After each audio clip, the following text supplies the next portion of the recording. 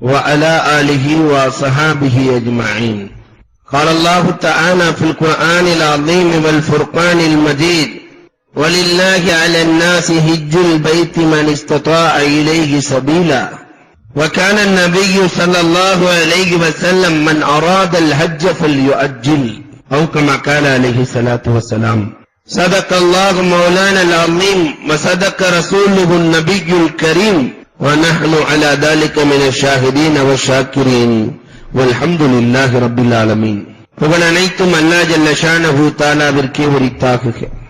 எம்பெருமானார் ஸல்லல்லாஹு அலைஹி வஸல்லம் அவர்களின் மீதும் அவர்களை பின்பற்றிய உத்தம சத்திய சஹாபாக்கள், தாபிஈன்கள், தபஅ தாபிஈன்கள், சுஹதாக்கள், சாலிஹீன்கள், நாதாக்கள், நல்லவர்கள், குறிப்பாக நம் அனைவரின் மீதும் அல்லாஹ்வின் சாந்தியும் சமாதானமும் என்றென்றும் நின்று நிலவட்டுமாகுக. கண்ணியத்திற்குரியவர்களே, ஹஜ்ஜினுடைய செயல்பாடுகள் தல்பியாவை கொண்டு ஆரம்பிக்கப்படுவது விரும்பத்தக்கது என்ற காரணத்தினால் 3 முறை தல்பியாவை சொல்லி இந்த நிகழ்வை துவக்கலாம். தல்பியாவை சொல்லும் போது நீங்கள் எல்லாம் உரைத்த குரலில் தல்பியா சொல்ல வேண்டும். காரணம், சஹாபாக்கள் தல்பியாவை சொல்ல ஆரம்பிச்சுட்டா நாவெல்லாம் வறண்டு போய்விடுமா. மின்னை முட்டும் அளவிற்கு நாம் எழுப்புகிற அந்த தல்பியா வரும் வருடங்களில் நம் அனைவரையுமே ஹஜ்ஜுக்கு அழைத்து செல்ல வேண்டும். அந்த நிய்யத்தோடு இன்ஷா அல்லாஹ் தல்பியா சொல்லுவோம். லப்பைக் அல்லாஹும்ம லப்பைக் لبيك لا شريك لك لبيك إن الحمد والنعمة لك والملك لا شريك لك لبيك اللهم لبيك لبيك لا شريك لك لبيك إن الحمد والنعمة لك والملك لا شريك لك لبيك اللهم لبيك لبيك لا شريك لك لبيك إن الحمد والنعمة لك والملك لا شريك لك. தல்பியா சொன்ன அத்தனை பேர்களுக்கும் அல்லாஹ் ஹஜ்ஜை நசீபாக்கி தந்தருள்வானாக. அன்புக்குரியவர்களே, அல்லாஹுவின் நல்லடியார்களே, இந்த ஆண்டு புனித ஹஜ் பயணத்தை மேற்கொள்ளுகிற ஹாஜிகளின் ஹஜ்ஜை அல்லாஹ் ரப்புல் ஆலமீன் மக்பூலான ஹஜ்ஜாக ஆக்கி அருள்வானாக, மப்ரூரான ஹஜ்ஜாக ஆக்கி அருள்வானாக. எந்த சிக்கல்களும் சிரமங்களும் இல்லாமல் சாலிமன் கானிமா சலாமத்தோடு சென்று கனிமத்தோடு அவர்களை திருப்பி அனுப்புவானாக. அன்புக்கும் இறைநேசத்திற்கும் உரித்தான் அல்லாஹுவின் நல்லடியார்களே, புனித ஹஜ் பயணத்தை துவங்குகிற பொழுது வெளி ஒழுக்கங்கள், உள் நடைமுறைகள் இரண்டையுமே நாம் பார்க்கவர். ஹஜ்ஜுக்கு புறப்படுகிறோம் என்று சொன்னால் அதற்கு முன்னால் செய்ய வேண்டிய சில ஒழுங்குமுறைகளை மார்க்கம் சொல்லி காட்டுகிறது. தொழுக வரணும்னா முன்னாடி ஒழு செய்யாம நேர வீட்டில இருந்து உள்ள நுழைஞ்சிட முடியாது. இதை போன்று ஹஜ்ஜுக்கு செல்பவர்கள் இங்கேயே சில ஒழுங்குமுறைகளை கடைபிடிக்க வேண்டும், சில நற்குணங்களை கடைபிடிக்க வேண்டும் என்று மார்க்கம் பணிக்கிறது. முதல்ல இதை செய்ய வேண்டும். அதிலே முதலாவதாக மார்க்கம் சொல்லும் அல் வசியத். ஹஜ்ஜுக்கு செல்வதற்கு முன்பதாக வசியத்து செய்துவிட்டு செல்ல வேண்டும். பிக்னிக் மாதிரி போகக்கூடாது. போகிற பயணம் ஹயாத்தும் மௌத்தும் அல்லாஹ்வை சார்ந்தது. அதனால் செல்லுகிற பொழுது வசியத்தை செய்ய வேண்டும். என்னுடைய சொத்துக்கள் இங்கு இருக்கிறது, இப்படி இருக்கிறது, செலவுக்கு உங்களுக்கு பணம் கொடுத்திருக்கிறேன், இங்கு இது இருக்கிறது, இவருக்கு நான் கடன் கொடுக்க வேண்டி இருக்கிறது, நீங்கள் கொடுக்க வேண்டும் என்ற வசியத்துக்களை முதலில் செய்ய வேண்டும். இரண்டாவது, அமானத்துக்களை நிறைவேற்றிவிட வேண்டும். நம்மிடத்திலே கொடுக்கப்பட்ட அமானிதங்கள் அந்த அமானிதங்களை நிறைவேற்ற வேண்டும் மார்க்கம் பண்ணிக்கிறது. உமரே ஃபாரூக் ரலியல்லாஹு தஆலாவினுடைய ஆட்சி காலம், உமர் ரலியல்லாஹுவினுடைய ஆட்சி காலத்திலே ஒருவர் ஒட்டகத்திலே வருகிறார். ஒட்டகத்தை மேய விட்டுவிட்டு கொஞ்சம் உறங்கினார். பெருமானார் ஸல்லல்லாஹு அலைஹி வஸல்லத்தை பார்ப்பதற்காக வருகிறார். யமனில் இருந்து வருகிறார். வந்து உறங்கிக் கொண்டிருக்கிறார். இந்த ஒட்டகம் பக்கத்து தோட்டத்திலே போய் மேய்ந்து விடுகிறது. தோட்டத்துக்கு சொந்தக்காரன் பார்க்கிறான், என் தோட்டத்தில் ஒட்டகம் மேய்வதா என்று ஒட்டகத்தை கொலை செய்து விடுகிறார். இதை பார்த்த அந்த யமன் கொலை செய்தானோ அவனை கொலை செய்து விடுகிறார்கள். பிரச்சனை உமரே ஃபாரூக் ரலியல்லாஹு இடத்திலே செல்கிறது. உமர் ரலியல்லாஹு தஆலா ஒட்டகத்தை கொலை செய்தால் என்னிடத்திலே சொல்ல வேண்டும், அரசாங்கத்திடத்திலே சொல்ல வேண்டும், அதுதான் முறை. ஆனால் நீங்கள் கொலை செய்தீர்கள்.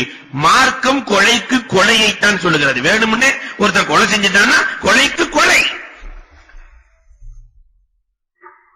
உமர் ரலியல்லாஹு இடத்திலே வந்த யமனி சொன்னார், என்னை கொலை செய்வதில் தவறில்லை, ஆனால் என்னிடத்திலே கொஞ்சம் அமானித பொருட்கள் இருக்கிறது, மக்களுக்குரிய அமானிதம், அதை கொடுத்து விட்டு நான் வருகிறேன். வருவதற்கு 3 தினங்கள் ஆகும்.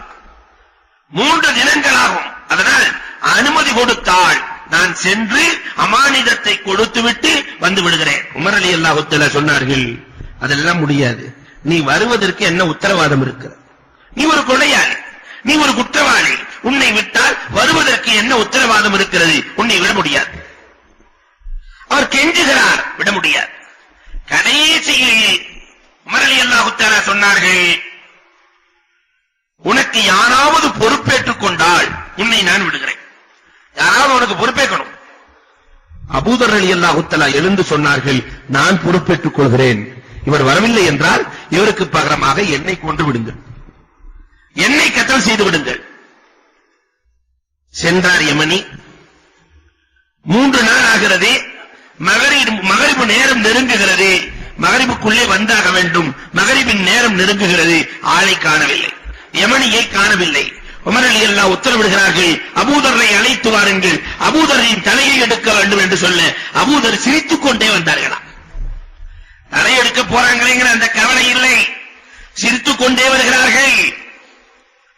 வந்து கொலை களத்திலே ஏறுகிறார்கள். என் உயிரை கொடுப்பதற்கு நான் தயாராக இருக்கிறேன் என்று சொல்லுகிற பொழுது தூரத்திலிருந்து புழுதியை கிளப்பிக் கொண்டு குதிரையிலே ஒரு பேருருவம் வருகிறது. யார் என்று பார்த்தால் அந்த யமனி வேக வேகமாக வருகிறார். விட்டு விடுங்கள் அபூதரை, என்னை ஏற்றுங்கள். உமர் ரலியல்லாஹு தஆலா, அபூதர் என்ன தைரியத்தில், இத்தனை சஹாபாக்கள் இருக்கிற பொழுது என்ன தைரியத்தில் இவருக்கு நீ பொறுப்பேற்றுக் கொண்டாய்?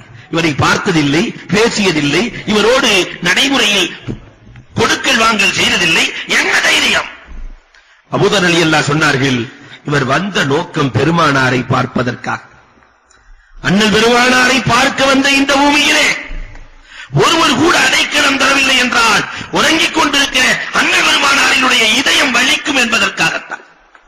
பெருமானாரின் உள்ளத்தை காயப்படுத்தக் கூடாது, சொல்லியிருப்பது நாயகத்தின் பெயர், அதை காப்பாற்ற வேண்டும் என்பதற்காக என் உயிரை கொடுக்க நான் தயாரானேன் என்றார்கள் அபூதர் ரலியல்லாஹு தஆலா. இதை கேட்டவுடன் கொலையாளியின் குடும்பத்தார்கள், நான் இவரை மன்னித்து விடுகிறேன் என்று மன்னித்தார்கள். யமனியினுடைய அந்த நியாயத்தை பார்த்து கொலையாளிகள் மன்னிச்சா விட்டுறலாம், கொலையாளிகளின் குடும்பத்தார்கள் மன்னித்தால் விட்டுவிடலாம். மன்னிக்கப்படுகிறது. வரலாறு சொல்கிறது, அமானிதத்தை நிறைவேற்றிவிட்டு வந்தார். அன்பிற்குரியவர்களே, இந்த அமானிதம், அடுத்தவர்களின் அமானிதம் நம்மிடத்தில் இருந்தால் அதை நிறைவேற்றிவிட்டுத்தான் புறப்பட வேண்டும். 3வதாக மார்க்கம் சொல்லும், யாருக்காவது அநீதி அளித்திருந்தால் மன்னிப்பு கேட்டு புறப்பட வேண்டும் என்று சொல்கிறது மார்க்கம். அநீதி அளித்திருந்தால், நம்முடைய அக்கா தங்கச்சி, அண்ணன் தம்பி, இவர்களிடத்திலே சென்று யாருக்கு 1 திரகம் அநீதி அளித்திருந்தாலும் அல்லாஹ் ரப்பல் ஆலமீன் நம்முடைய ஹஜ்ஜிலே ஏதாவது குறைகளை கண்டு நம்மை தண்டித்து விடலாம். அதனால் மதுலூம் இடத்திலே, அநீதி அளிக்கப்பட்டவரிடத்திலே சென்று மன்னிப்பு கேட்க வேண்டும். 4வதாக இஸ்திர்லாஉல் வாலிதை, பெற்றோர்கள் இருந்தால் பெற்றோர்களிடத்திலே சென்று பொருத்தத்தை தேட வேண்டும். பாப்பா, உம்மா, நாங்கள் ஹஜ்ஜுக்கு செல்கிறோம், நீங்கள் துஆ செய்து அனுப்புங்கள். எங்களின் மீது ஏதாவது குற்றம் இருந்தால் மன்னித்து மனம் பொறுத்து அனுப்புங்கள். நீங்கள் மன்னிக்கவில்லை என்றால் அரஃபா மைதானத்தில் எங்கள் துஆ அங்கீகரிக்கப்படாது, எங்கள் துஆ அங்கீகரிக்கப்படாது. அதனால் இஸ்திக்ஃபார், பொருத்தத்தை தேட வேண்டும். ஐந்தாவதாக மார்க்கம் சொல்லும் இஸ்திக்ஃபார்களை அதிகமாக செய்ய வேண்டும். இப்ப இருந்தே பாவ மன்னிப்புகளை அதிகமாக செய்ய வேண்டும். காரணம், இன்றைக்கு பார்த்தால், தொட்டால், கேட்டால், நடந்தால் அத்தனையும் பாவம். பாவ எண்ணங்கள் நமக்குள்ளே குடிகொண்டிருக்கிறது. மஹ்மூதே கஸ்னவியின் காலத்தை பற்றி எழுதுவார்கள். மஹ்மூதே கஸ்னவி ஒரு படகோட்டிட்ட போய் கேட்டாராம், ஏன் ஆட்சி எப்படி இருக்கு, எங்க வாப்பா ஆட்சி எப்படி இருந்துச்சு. அந்த படகோட்டி சொன்னா, நாங்கெல்லாம் படிக்காத ஆளுங்க, சரியாக சொல்ல தெரியாது. ஒன்று மட்டும் உண்மை, உங்க காலத்திலையும் படகுதான் ஓட்டிட்டு இருக்கேன், உங்க வாப்பா காலத்திலையும் படகுதான் ஓட்டிட்டு இருந்தேன். 2 காலத்திலும் எனக்கு சொந்தம் படகுதான். ஆனால் உங்க தகப்பனார் என்னுடைய காலத்தில நான் படகை ஓட்டிக் கொண்டிருக்கிற பொழுது ஒரு பெரியவர் ஒரு மூட்டையோடு வந்தார். மூட்டையை மறந்து விட்டு சென்றார். அந்த மூட்டையை எடுத்துட்டு போய் பார்த்தா எல்லாம் பணமா இருந்துச்சு, எல்லாம் பணம். 2 மாசம் கழிச்சு அந்த படகோட்டி வந்தார். அந்த மூட்டைக்கு சொந்தக்காரர் வந்தார். அந்த படகோட்டி சொல்றான், மூட்டைக்கு சொந்தக்காரர் வந்தார், நான் மறந்து விட்டு சென்றேனே, அந்த மூட்டை எங்கே என்றார். நான் வீட்டுக்கு சென்று அதை அப்படியே எடுத்துக் கொடுத்தேன். சில கட்டுகளை என் கையில எடுத்துக் கொடுத்தார், பணக்கட்டுகளை. நான் வாங்க மறுத்து விட்டேன். இது உன் தகப்பனின் காலத்திலே நடந்தது. ஆனா உன் காலத்துல நான் யோசிக்கிறேன், நம்ம கூட பெரிய முட்டாள் யாருமே இல்லடா. பணம் வீடு வரை வந்தது, படகு வரை வந்தது. ஒரு பொய் சொல்லி இருந்தால் கோடீஸ்வரர், ஒரு பொய் சொல்லி இருந்தால் பல கோடிக்கு அதிபதி. நான் படகோட்டவில்லை, பணத்துக்கும் எனக்கும் சம்பந்தம் இல்லை, அதுக்கும் எனக்கும் தெரியாது என்று சொல்லி இருந்தால் கோடீஸ்வரன். சொல்லிவிட்டு படகோட்டி சொன்னார், உங்கள் தகப்பனாரின் காலத்திலே தவறுக்கான எண்ணம் கூட இல்லை, உங்கள் காலத்திலே தவறை தவிர வேறு எந்த எண்ணமும் இல்லை. இது மஹ்மூதே கஸ்னவியின் காலம் என்றால் நம் காலத்தை சொல்லவா வேண்டும்? பாவ மூட்டைகள் இதையெல்லாம் இறக்கி வைப்பதற்காக, அந்த பிறந்த பாலகனாக மாறுவதற்காக நாம் புறப்படுகிறோம். அதனால் இப்பொழுதிருந்தே இஸ்திக்ஃபார்களை ஆரம்பித்து விட வேண்டும். அஸ்தக்ஃபிருல்லாஹ் வ அத்தூபு இலைஹ், அஸ்தக்ஃபிருல்லாஹ் வ அத்தூபு இலைஹ். இப்பொழுதிருந்தே இஸ்திக்ஃபார்களை ஆரம்பித்து விட வேண்டும். ஆறாவதாக ஹஜ்ஜை பற்றி அறிந்து செல்ல வேண்டும். எதுவுமே தெரியாம ஹஜ்ஜுக்கு வந்து கஷ்டப்படுகிற நிறைய பேர்களை பார்க்க முடிகிறது. அது ஹஜ் கமிட்டியில போறவங்க மிக குறிப்பாக ஹஜ் சார்ந்த விஷயங்களை அணுகி கண்டிப்பாக தெரிந்து கொண்டு செல்ல வேண்டும். ஹஜ் கமிட்டியில இருக்கிற ஒருவரிடத்தில் நாமே சொன்னோம், எல்லாம் முடிஞ்சு, ஹஜ்ஜெல்லாம் முடிஞ்சு ஏர்போர்ட்ல நின்றுட்டு இருக்கிறாரு. அவரிடத்துல போய் குர்பானி எங்கெங்க கொடுத்தீங்க, எப்படி கொடுத்தீங்க? இல்ல ஊர்ல போய் கொடுத்துக்கலாம் இருக்கேன்னாரு. ஊர்ல போய் குர்பானி கொடுத்துக்கலாம் இருக்கீங்களா? சென்ற ஆண்டு தவாஃபு ஜியாரத்திற்கே செல்லாமல் வந்த ஹாஜி உண்டு. ஹஜ் என்றால் தவாஃபு ஜியாரா அல்ல, அரஃபா தவாஃபு ஜியாரா ரெண்டும் ஃபர்து. இந்த கூட்டத்தில் நம்ம என்னால செய்ய முடியாது, போக முடியுமா? அதனால நான் வந்துட்டேன் ஹஜ்ரத். முன்னாடி நிறைய தவாஃப் செஞ்சிருக்கிறேன், முன்னாடி நிறைய உம்ரா செஞ்சிருக்கேன், அதுக்கு அது கேலி ஆயிடும் என்று சொன்னவர்களும் உண்டு. அதனால ஹஜ்ஜுக்கு செல்லக்கூடியவர்கள், அது டிராவல்ஸ்ல இருக்கட்டும், குறிப்பாக ஹஜ் கமிட்டியில் செல்லக்கூடியவர்கள் ஹஜ் சார்ந்த கல்வியை, மஅலூமாத்துக்களை, மசாயில்களை தெரிந்து கொண்டு செல்ல வேண்டும். ஏழாவதாக மஷ்வரா, ஹஜ் சார்ந்த மஷ்வராக்கள். எப்படி அணுகுவது, நோய் நொடிகள். சில பேர் சொல்லிடுவாங்க, நீங்க பிஸ்மில்லான்னு வந்துருங்க, மாத்திரை மருந்து எதுவும் தேவையில்லை, அந்த பூமியை மிதிச்சா எல்லாம் சரியாயிடும். சேலத்திலிருந்து ஒருவருக்கு அப்படி சொல்லி ஏர்போர்ட்லயே சுகர், பெரிய சுகர் பேஷண்ட், ஏர்போர்ட்லயே மாத்திரையை தூக்கி வீசிட்டு கிளம்பிட்டார். ஒரே ஒரு தவாஃபின் சுற்றுதான் சுற்றினார். அல்லாஹ் ஹாஜிகளை பாதுகாக்க வேண்டும். ஒரே ஒரு சுற்றுதான் சுற்றினார், மயங்கி விழுந்தார். அதற்கு பிறகு அவரின் 2 கால் எடுக்கப்பட்டது, 2 கால் எடுக்கப்பட்டது. இங்கு வந்தார், வஃபாத்தாகி விட்டார். அதனால மஷ்வரா, மாத்திரைகள் தேவை, மருந்துகள் தேவை. நம்முடைய தேவைகளுக்கு என்னென்ன இருக்கிறதோ அதை எடுத்து சென்று அல்லாஹ்விடத்திலே கேட்கலாம். ரப்பல் ஆலமீனே என் நோயை குணப்படுத்து என்று கேட்கலாம். அதே நேரத்தில் மாத்திரம் வந்தனா விட்டுட்டு போயிடக்கூடாது. மஷ்வராக்கள் மேற்கொள்ள வேண்டும். 8வது அதுக்கார்கள் துஆக்களை கொஞ்சம் மனனம் செய்து கொள்ள வேண்டும்.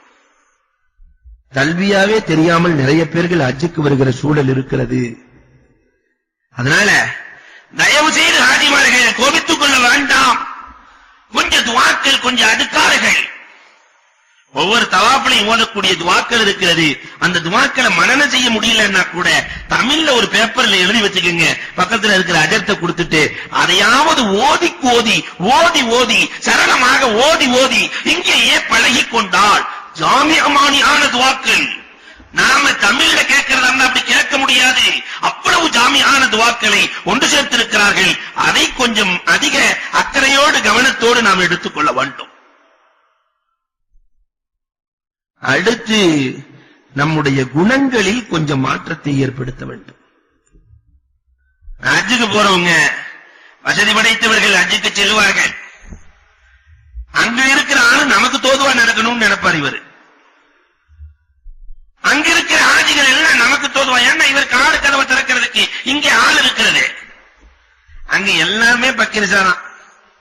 அல்லாஹ்விற்கு முன்னால் எல்லோரும் அடிமையை நான் அடிமை என்று காட்டுவதற்காக செல்லுகிற அந்த பயணத்தில் அன்புக்குரியவர்களே கொஞ்சம் அகலாக்குகளை மாற்ற வேண்டும். இப்ப இருந்தே நமக்காக இதுவரை வாழ்ந்தார்கள் மக்கள், நம்ம வேலையாட்கள், இனி நாம் மற்றவர்களுக்காக வாழுவோம் என்ற முடிவை மாற்ற வேண்டும். மற்றவர்களுக்காக வாழ்ந்து காட்டுவோம். பெருமானார் வாழ்ந்தார்கள். பெருமானார் ஸல்லல்லாஹு அலைஹி வஸல்லம் தான் சொல்றதான் எல்லாரும் கேட்கணும் பெருமானார் நினைக்கவில்லை. சஹாபாக்களுக்கு தோதுவாக நாயகம் நடந்தார்கள். உமரே, நான் மேராஜுக்கு போனேன் உமரே, அதிலே கஸ்ரே உமர், உமரின் மாளிகை என்று எழுதி இருந்தது. உள்ள போய் பார்க்கலான்னு போனேன். உமர் ரலியல்லாஹு நாயகமே, உள்ள என்னென்ன இருந்துச்சு நாயகமே, எத்தனை ரூம் இருந்துச்சு நாயகமே, என்னென்ன கட்டில்கள், அது எப்படி இருந்தது நாயகமே. பெருமானார் சொன்னார்கள், நான் உள்ளே செல்லவில்லை. ஏன் நாயகமே? உமர் ரோஷக்காரர் என்ற காரணத்தினால். எனக்கு முன்னாடி நீங்க ஏன் போனீங்கன்னு கேட்டா, ஏன் மாளிகைக்குள்ள என்னுடைய அனுமதி இல்லாமல் எப்படி போனீர்கள் என்று கேட்டால் நான் என்ன பதில் சொல்வது? உமர் ரோஷக்காரர் என்ற காரணத்தினால் உமரே உன் மாளிகைக்குள் நான் செல்லவில்லை என்றார்கள். உமருக்கு தோதுவாக பெருமானார் நடந்தார்கள். உமர் ரலியல்லாஹு சொன்னாங்க, நாயகமே உங்க விஷயத்திலேயுமா நான் ரோஷப்பட்ட போறேன். உள்ள போய் பார்த்துட்டு வந்திருந்தா எனக்கு எவ்வளவு நல்லா இருந்திருக்கும். உஸ்மான் ரலியல்லாஹு தஆலா பெருமானார் ஸல்லல்லாஹு அலைஹி வஸல்லம் வீட்டிலே அமர்ந்திருக்கிறார்கள். முழங்கால் வரைக்கும் ஆடை உயர்த்தப்பட்டிருக்கிறது. அபூபக்கர் ரலியல்லாஹு வந்தார்கள், அப்படியே பேசினார்கள். உமர் வந்தார்கள், பேசினார்கள். உஸ்மான் ரலியல்லாஹு வரும்போது சரி செஞ்சிட்டாங்க. ஆடை எல்லாம் ரொம்ப கிளீனா இருக்கு. உமர் ரலியல்லாஹு கேட்டாங்க, நாயகமே நாங்கெல்லாம் வரும்போது பேசாம உட்கார்ந்து இருந்தீங்க, உஸ்மான் வந்த உடனே பெருமானார் ஸல்லல்லாஹு அலைஹி வஸல்லம் சொன்னார்கள், உஸ்மானை கண்டு மலக்குகளே வெட்கப்படுகிறார்கள், நான் வெட்கப்படாமல் இருக்க முடியுமா? உஸ்மானுக்கு தோதுவாக தன்னை பெருமானார் மாற்றுகிறார்கள். நாயகமே அடுத்தவர்களுக்கு தோதுவாக நடந்திருக்கிற பொழுது நாமும் கொஞ்சம் மாற வேண்டும். அங்க ஒரு ரூம்ல 7-8 பேர் அல்லது 4 பேரை போட்ட உடனே நிறைய ஆதிமார்கள் வந்து முறைகிறது என்னன்னா, தூங்கவே முடியல, ஒரே கொரட்டை, விதவிதமான கொரட்டைகள். அதுல இப்பதான் போன் வேற வந்துருச்சா, நிறைய ஆஜிமார்கள் இப்ப அங்க போய் அந்த வேலை வேற எல்லாம் ரெக்கார்ட் பண்றது. கொரட்டைய வேணா பாருங்க, இந்த கொரட்டையில தூங்க முடியுமா? ரெக்கார்ட் பண்ணி கொண்டு வந்து காட்டு, இந்த கொரட்டையில தூங்க முடியுமா சொல்லுங்க. அன்பிற்குரியவர்களே, கொஞ்சம் மாறிக்கொள்ள வேண்டும். நாம் என்ன இங்கு வசிப்பதற்காக செல்கிறோம்? 40 நாட்கள் அடுத்தவர்களுக்கு தோதுவாக நாம் நடக்க வேண்டும். 2வது குணம் மன்னிக்கிற மனப்பான்மை இங்கிருந்தே உருவாக வேண்டும். இது டென்ஷன் ஆகக்கூடாது. இங்கிருந்தே மன்னிக்கிற மனப்பான்மையை எடுத்துக்கொண்டுதான் நாம் புறப்பட வேண்டும். பெருமானார் ஸல்லல்லாஹு அலைஹி வஸல்லம் அவர்கள் மன்னித்த பூமி அது. எல்லோரையும் மன்னித்தார்கள். லேசா வண்டியில வந்து அப்படியே நம்ம கால்ல இடிச்சிருவான், உயிர் போற வழி வலிக்கும். அங்க உட்கார்ந்து நம்ம ஆஜிகள்ல நானே பார்த்திருக்கேன், 6ஆம் கலிமாவில இருந்து 8ஆம் கலிமா வரைக்கும் ஓதுற ஆளுகள் எல்லாம் உண்டு. அவனுக்கு ஒண்ணுமே தெரியாது. அவன் துவான்னு நினைச்சுக்கிட்டு ஆமீன் ஆமீன்ட்டு போயிருவான். இவர் வாட்டுக்கு என்னென்னமோ பேசுவாரு. அங்கிருக்குரியவர்களை எண்ணி பார்க்க வேண்டும். இப்ப மன்னிக்கிற மனப்பான்மை, ஏதாவது ஒரு கஷ்டம் வந்து விட்டால், யாராவது கஷ்டம் கொடுத்து விட்டால் அந்த கஷ்டத்தை மன்னிக்கிற மனப்பான்மை வர வேண்டும். அதை இங்கிருந்தே உருவாக்கணும். மூன்றாவதாக பொறுமை வேண்டும். ஏர்போர்ட்ல போய் போடுறதுல இருந்து ஆரம்பிக்கும் பொறுமை. சில நேரத்தில் 8 மணி நேரம், 10 மணி நேரம், 12 மணி நேரம். அதுக்கு அந்த பஸ்ல ஏறி உட்கார்ந்ததுக்கு பிறகு மாஷா அல்லாஹ் பஸ்ல கிளம்பவே மாட்டான். 6 மணி நேரம் பஸ்ஸிலேயே உட்காருகிற அவலங்கள் எல்லாம் வந்துவிடும். அதுக்கு அவன் என்ற எண்ணம் இருக்கு. அந்த பஸ்ல 45 பேர் தான் இருப்பான். அதை 45 தடவை எண்ணுவான்.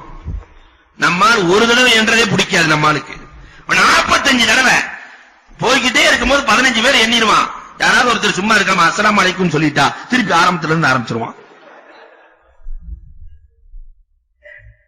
இப்படியே 45 முறை எண்ணுகிற பொழுது 6 மணி நேரம் இருக்கிற பொழுது இவருக்கு வருகிற கோபம் இருக்கிறது. இந்த கோபத்தை இங்கிருந்தே கட்டுப்படுத்த வேண்டும். நமக்கும் கோபத்துக்கு இனிமேல் ஆகாது. நம்ம என்ன செய்தாலும் சரி சிரித்துக் கொண்டே இருக்க வேண்டும் என்ற நிலைக்கு இங்கேயே ஹாஜிகள் தன்னை மாற்றிக்கொள்ள வேண்டும். நாலாவதாக பரந்த மனம் வேண்டும். துஆக்களை கேட்கும் போது இங்கிருந்து என்ன கேட்கணும்னு ஒரு நோட்ஸ் எடுத்துக்கணும். எல்லோரும் ஹாஜிகள் ஒரு டைரியை வைத்துக் கொள்ளுங்கள்.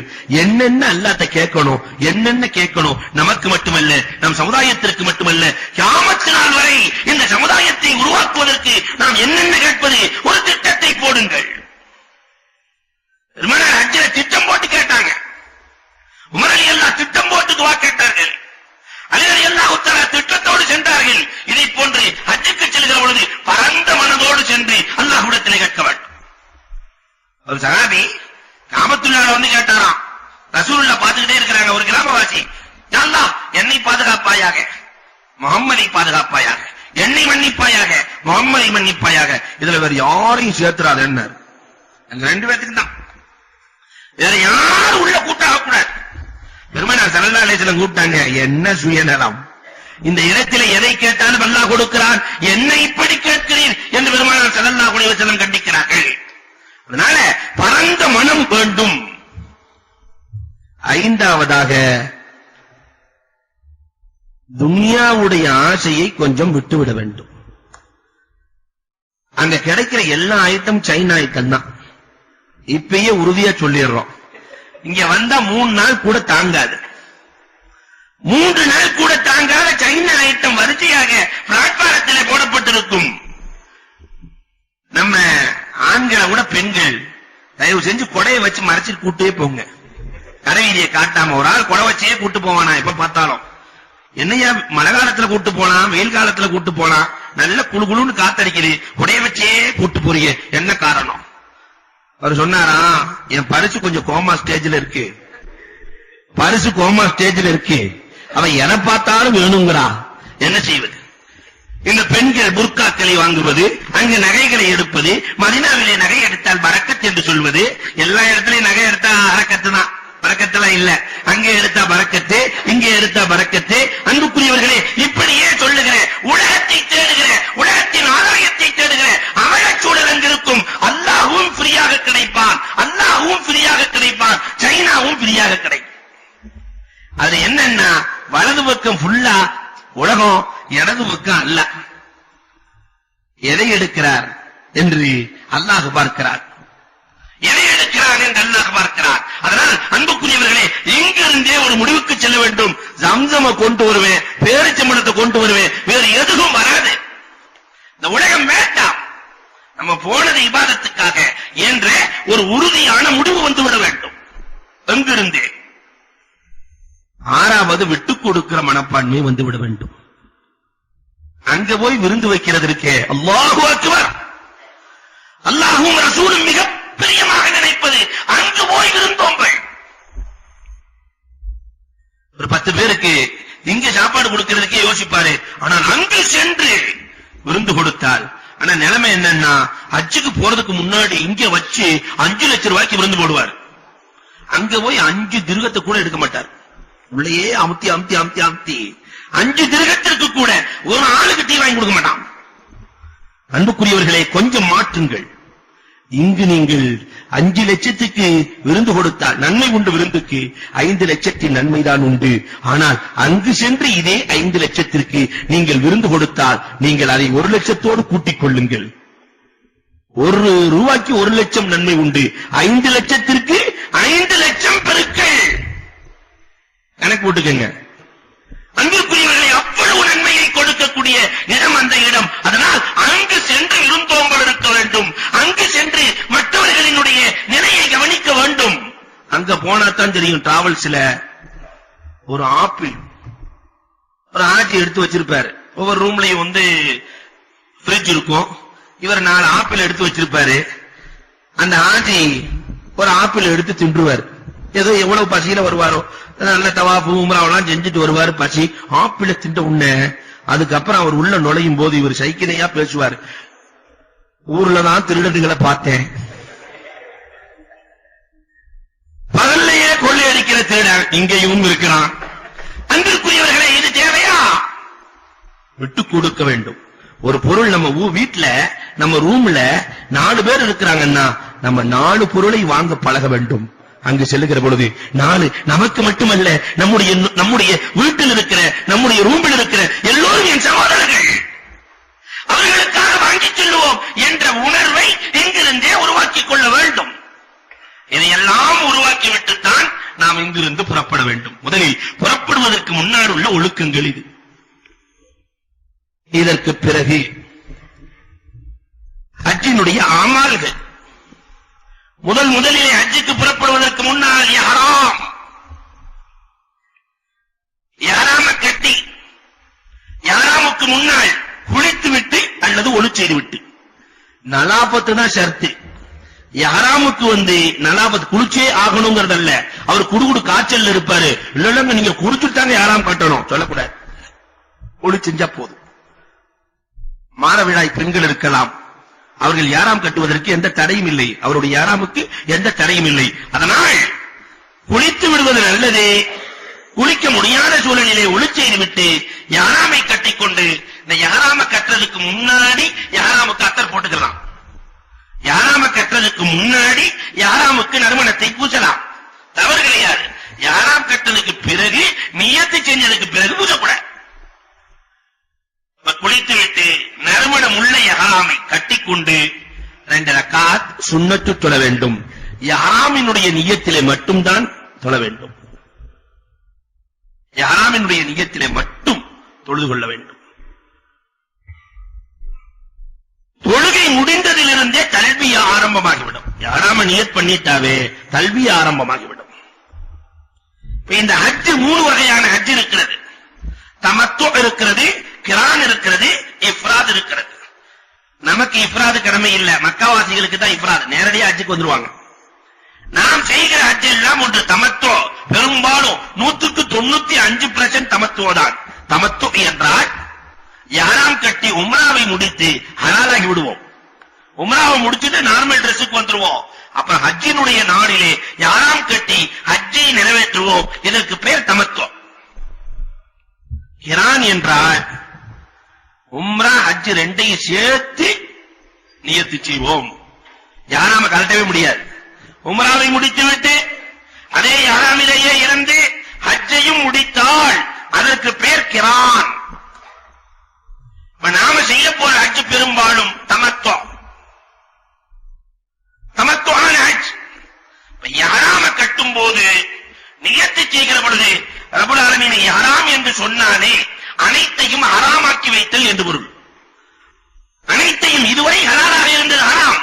மனைவி ஹலாலாக இருந்தால் இனிமேல் ஹராம். யாராம் கட்டிட்டா மனைவி பக்கத்தில் நெருங்க முடியாது. அதனால பக்கத்துல நெருங்க முடியாதுன்னா பக்கத்திலே உட்கார்ந்து போக கூடாது அப்படிங்கிற அர்த்தம் எல்லாம் இல்ல. மனைவியோடு ஒன்று சேரக்கூடாது. இதுவரை தைத்த ஆடை ஹலால், யாராம் கட்டி விட்டால் ஹராம். நெகவெட்டுவது ஹலால், ஹராம். முடிவெட்டுவது ஹலால் யாராமுக்கு முன்னால், இப்பொழுது ஹராம். நறுமணம் பூசிக்கொள்வது யாராமுக்கு முன்னால் ஹலால், யாராம் கட்டியதற்கு பிறகு ஹராம்.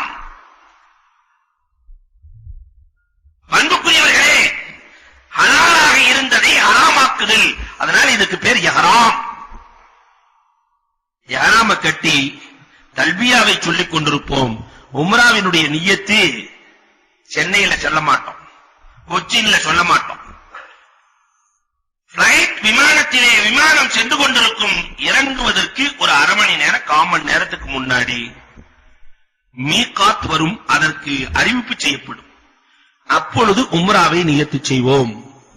எப்படி உம்ராவை நியத்து செய்யணும்? அல்லாஹும்ம இன்னி உரீதுல் உம்ரா, யா அல்லாஹ் நான் உம்ராவை நாடுகிறேன், அதை எனக்கு லேசாக்கி தருவாயாக, அதை ஏற்றுக்கொள்வாயாக. ஃபயஸ்ஸிர்ஹா லீ ஃபதகப்பல்ஹா மின்னி. என்ன அது கஷ்டம்ங்கறத அல்லாஹ் சொல்லி காட்டுறான். அவன் நாடாம ஹஜ்ஜும் உம்ராவும் லேசாகாது. அதனால ரப்பே நீயே அதை லேசாக்கி கொடு, நீயே அதை ஏற்றுக்கொள்வாயாக என்று மீகாத் வருகிற பொழுதுதான் நாம் நியத்து செய்வோம். ஏன் அப்படி செய்யறோம்? வெறும் இஹ்ராமினுடைய நியத்து மட்டும் ஏன்? இப்பயே உம்ராவை நியத்து செஞ்சிடலாம்ல சென்னையிலேயே என்று ஒரு கேள்வி கேட்டால், இஹ்ராம் கட்டிட்டு ஹஜ்ஜுக்கு போக முடியாத நிலை ஏற்பட்டுச்சு. ஒருத்தருக்கு உடல்நிலை சரியில்லாம போச்சு, அல்லது ஏதாவது செல்ல முடியாத பிரச்சனை, பிளைட் விமான பிரச்சனை வந்தது. இப்படி வந்துருச்சுன்னா உம்ராவினுடைய நியத்து செஞ்சிருந்தா மனைவியோடு சேரவே முடியாது. அடுத்து உம்ரா செஞ்சு ஹஜ்ஜினுடைய காலத்துல போய் 1 வருஷ காலம் அடுத்த வருஷம் போய் ஹஜ்ஜி செய்யாம இவர் மனைவியோடு சேருவது ஹராம், எல்லாம் விபச்சாரமாகிவிடும். இதற்காகத்தான் வெறும் இஹ்ராமை நியத்து செய்வோம். விமானம் சென்று கொண்டிருக்கிற பொழுது மீகாத், மொத்த உலகத்துக்கு 5 மீகாத், 5 மீகாத். மதீனாவாசிகளுக்கு துல் ஹுலைஃபா மீகாத், யமன் வாசிகளுக்கு ஜுஹ்ஃபா மீகாத், நமக்கு மீகாத் யலம்லம், கர்னி மனாசில் நஜித் வாசிகளுக்கு மீகாத், தாத்தே இராக் வாசிகளுக்கு மீகாத். உலகத்தில் இருக்கிற மொத்த மீகாத் 5. இப்ப நாம யலம்லம் வழியாகத்தான் செல்லுவோம்.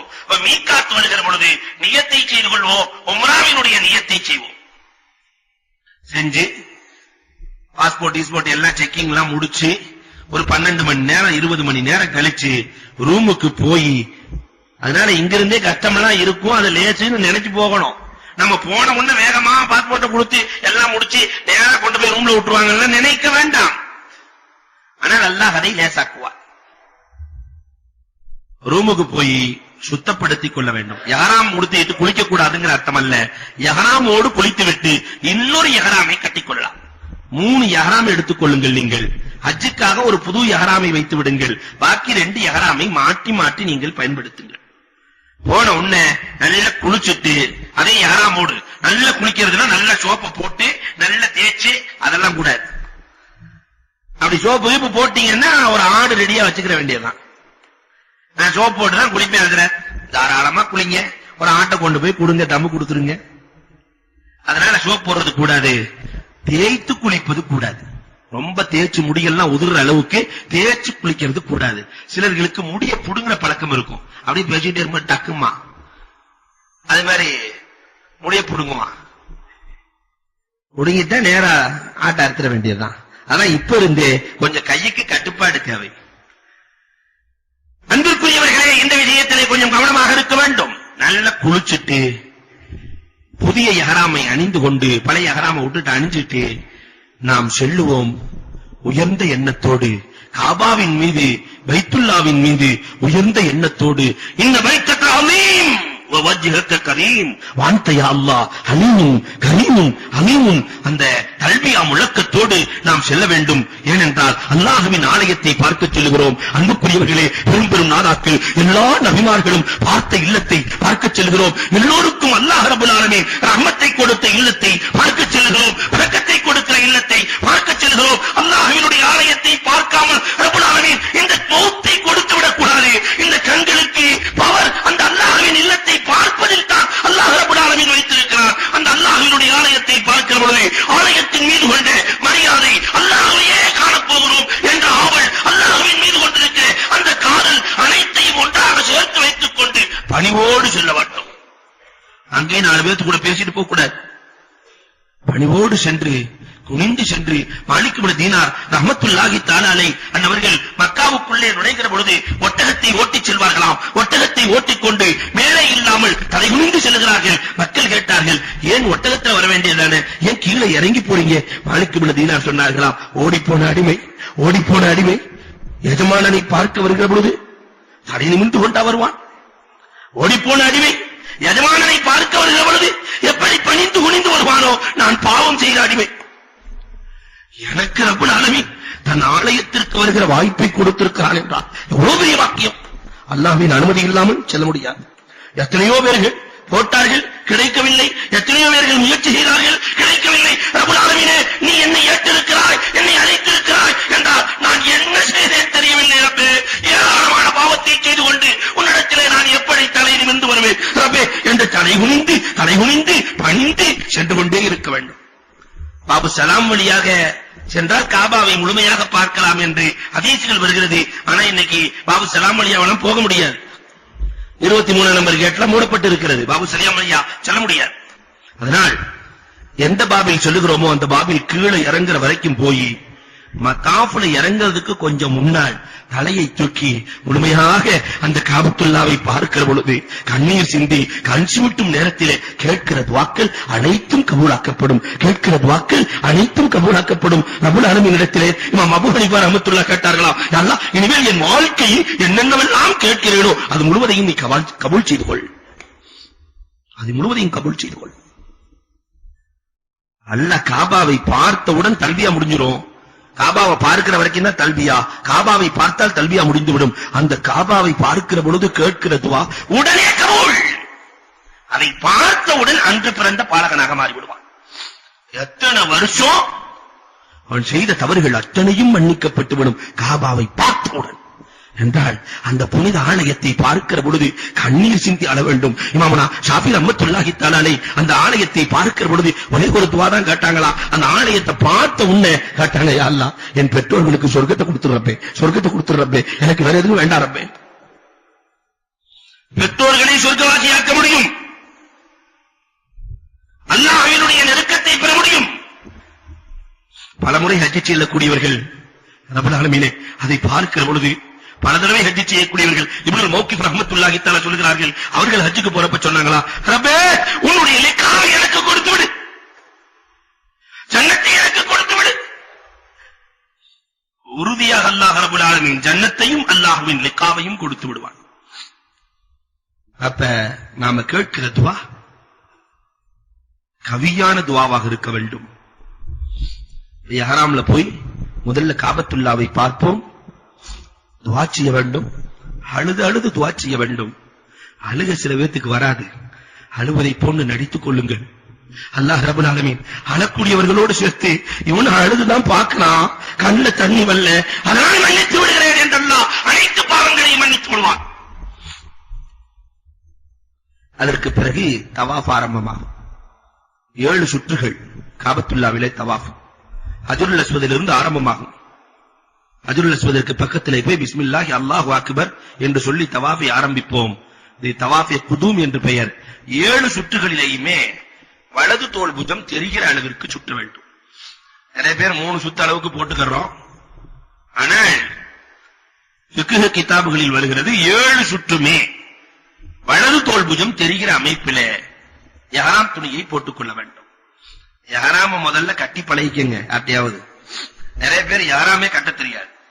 இஹ்ராம கட்டறேன்னு சொல்லிட்டு கோமணம் கட்ட மாதிரி கட்டிட்டு போவாங்க. அதனால இஹ்ராமை கட்டிக்கொள்ள வேண்டும். நல்ல முறையில வலது கை தெரிகிற மாதிரி இஹ்ராம போட்டுக்கணும். வலது தோள் புஜம் தெரிய வேண்டும். 7 சுற்றிலும் தவாஃபினுடைய முந்தைய 3 சுற்றை ரமல் செய்ய வேண்டும். தவாஃபே குதூம்ல அப்படி குலுக்கி பசிவட்டனியமாக நாயகத்தின் தோழர்கள் தவாஃப் செய்கிறார்கள் என்று எண்ணிவிடக் கூடாது என்று பெருமானார் ஸல்லல்லாஹு அலைஹி வஸல்லம் பசியோடு இருக்கிற பொழுது கூட அந்த கண்ணியத்தை காக்கும் முகமாக தோளை குலுக்கி ஓடினார்களாம். அவர்கள் பேசிக் கொண்டார்கள், சாப்பிடாட்டியும் கூட பாரு என்ன வலிமை. அவ கண்ணியம் காக்கும் முகமாக 3 சுற்றுல ரமல் வேண்டும். இடம் கிடைக்கிற ரொம்ப கூட்டமா இருக்கு, கொஞ்சம் விட்டு லேசா குதிச்சு அதனால அடுத்த வெங்காலம் மிதிச்சு இது கூடாது. லேசா குதிச்சு நாம் தவாஃபை 7 சுற்றி முடிக்க வேண்டும். அந்த நேரத்தில் தவாஃப்ல ஓதக்கூடிய துவா நாம் என்னென்ன கேட்கிறோமோ அத்தனையும் ரப்புல் ஆலமீன் கபூல் செய்கிறான். என்னென்ன கேட்கிறோமோ அத்தனையும் அல்லாஹ் கபூல் செய்கிறான். எங்க கூட ஒரு வருஷம், ஒரு 3-4 வருஷத்துக்கு முன்னாடி ஒருவர் தன்னுடைய பிள்ளையை தூக்கிட்டு வந்திருக்கிறாரு. 3 வயசு பிள்ளை. வாப்பாட்ட கேக்குது, வாப்பா சாக்லேட் கொடு வாப்பா, வாப்பா சாக்லேட் கொடு வாப்பா. அவர் சொன்னார், அந்த பிள்ளை இடத்திலே 3 வயது சிறுமி இடத்திலே சொல்கிறார், அல்லாஹ்ட்ட கேளுமா, அல்லாஹ் கொடுப்பான் என்று சொல்ல, சாக்லேட்டுக்கும் தவாஃபுக்கும் சம்பந்தம் இருக்கிறதா, மத்தாஃபுக்கும் சம்பந்தம் இருக்கிறதா? எங்கோ கடை, எங்க மத்தாஃப்? அந்த பிள்ளைக்கு ஒண்ணு தெரியல. அல்லாஹ் சாக்லேட் கொடு, அல்லாஹ் சாக்லேட் கொடு, அல்லாஹ் சாக்லேட் கொடு என்று சொல்லிக் கொண்டே வருகிறது. 6 சுட்டு முடிகிறது. 7வது சுட்டின் துவக்கம் எங்கிருந்தோ ஒரு ஈரான்கார அம்மா வந்தார்கள். ஒரு பெரிய சாக்லேட் பாக்கெட்டை தூக்கி அந்த பிள்ளைகளுடைய கையிலே கொடுத்து விட்டு செல்கிறார். எங்கிருந்து வந்தார் தெரியவில்லை. ஆனால் அல்லாஹ் ரப்பல் ஆலமீன் கேட்பதை கொடுப்பான். யாராவது கேட்பதை கொடுப்பான். எதை கேட்டாலும் அல்லாஹ் கொடுப்பான். அந்த முதல் தவாஃப்ல போகும்போது ரப்பல் ஆலமீனே ஹஜ்ருல் அஸ்வதை எனக்கு கொடுத்து விடு. முல்தஸிமிலே என் நெஞ்சோடு நெஞ்சாக காபாவிலே ஒட்டுகிற வாய்ப்பை எனக்கு கொடுத்து விடு. ஹஜ்ருல் அஸ்வதை பலமுறை முத்தமிடுகிற வாய்ப்பை கொடுத்து விடு. அல்லாஹ்விடத்தில் கேட்டால் அல்லாஹ் கொடுக்க தயாராக இருக்கிறான். கேட்க வேண்டும். நிறைய பேர் அங்க போய்கிட்டு கூட ஹஜ்ருல் அஸ்வதை பார்க்காம வரக்கூடியவர்கள், முத்தமிடாமல் வரக்கூடியவர்கள் நிறைய பேர்கள் இருக்கிறோம். அதனால அல்லாஹ்ட்ட கேட்டணும். முதல் தவாஃப்லயே ரப்பல் ஆலமீனே எனக்கு ஹஜ்ருல் அஸ்வதை தொடுகிற ஹஜ்ருல் அஸ்வதினுடைய நசீபை கொடுத்து விடு. அதனால யாராம் கட்டி இருக்கும் போது ஹஜ்ருல் அஸ்வதை தொடக்கூடாது. ஏன்னா அதுல நிறைய அத்தர் போட்டிருக்கும். நம்ம தமு கொடுக்க வேண்டியதா போயிடும். ஹலாலானதற்கு பிறகு சென்று மற்ற தவாஃபுகளிலே சென்று ஹஜ்ருல் அஸ்வதை தொடலாம். 7 முறை தவாஃப் செய்ய வேண்டும். 7 சுற்றுக்கள்.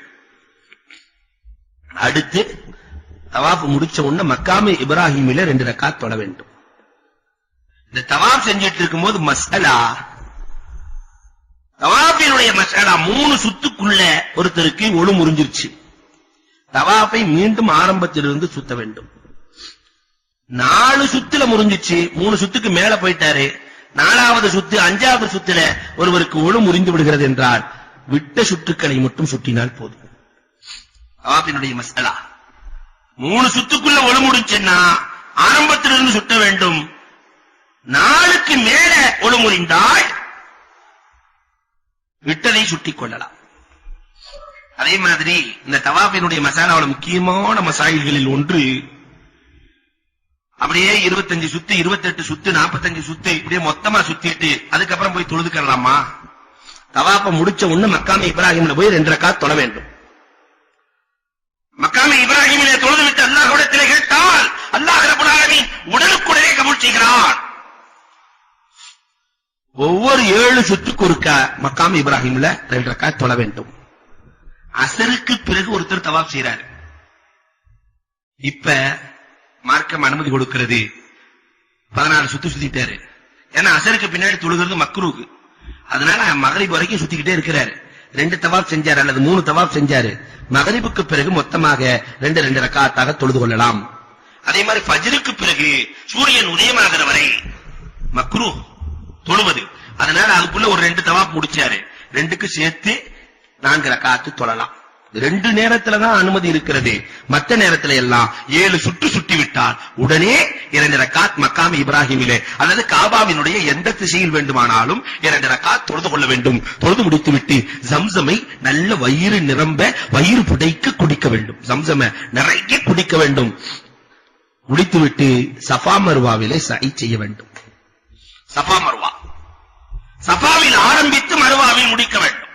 ஃபுல்லா ஒரு சுத்தல்ல. இங்க இருந்து அங்க போனா 1, அங்க இருந்து இங்க வந்தா 2, இங்க இருந்து அங்க போனா 3, இப்படி சஃபாவிலே ஆரம்பித்து மர்வாவிலே நம்முடைய சையை முடிக்க வேண்டும். அந்த சையில இடையில ஆண்களுக்கு மட்டும் மகிழைனுல் அஹ்லரைன் என்று ஒரு பச்சை விளக்கு இருக்கும். அந்த இடத்துல மட்டும் குலுக்கி செல்ல வேண்டும். ஓட்டப்பந்தயத்துல ஓடுன மாதிரி சிலர் ஓடுவாங்க, வேக வேகமா ஓடுவான். அது கூடாது. குலுக்கி செல்ல வேண்டும். அது முடித்ததற்கு பிறகு சஃபாவிலே ஆரம்பித்து மர்வாவிலே முடித்து விட்டால் அதற்கு பிறகு கொஞ்சம் முடியை வெட்டலாம். பெண்களாக இருந்தா லேசா ஒரு சுண்டு விரல்ல முடியை வெட்டிக் கொள்ள வேண்டும். ஆண்களாக இருந்தால் மொட்டையடித்துக் கொள்ள வேண்டும் அல்லது முடியை குறைத்துக் கொள்ள வேண்டும். மொட்டையடிப்பது சாலச் சிறந்தது.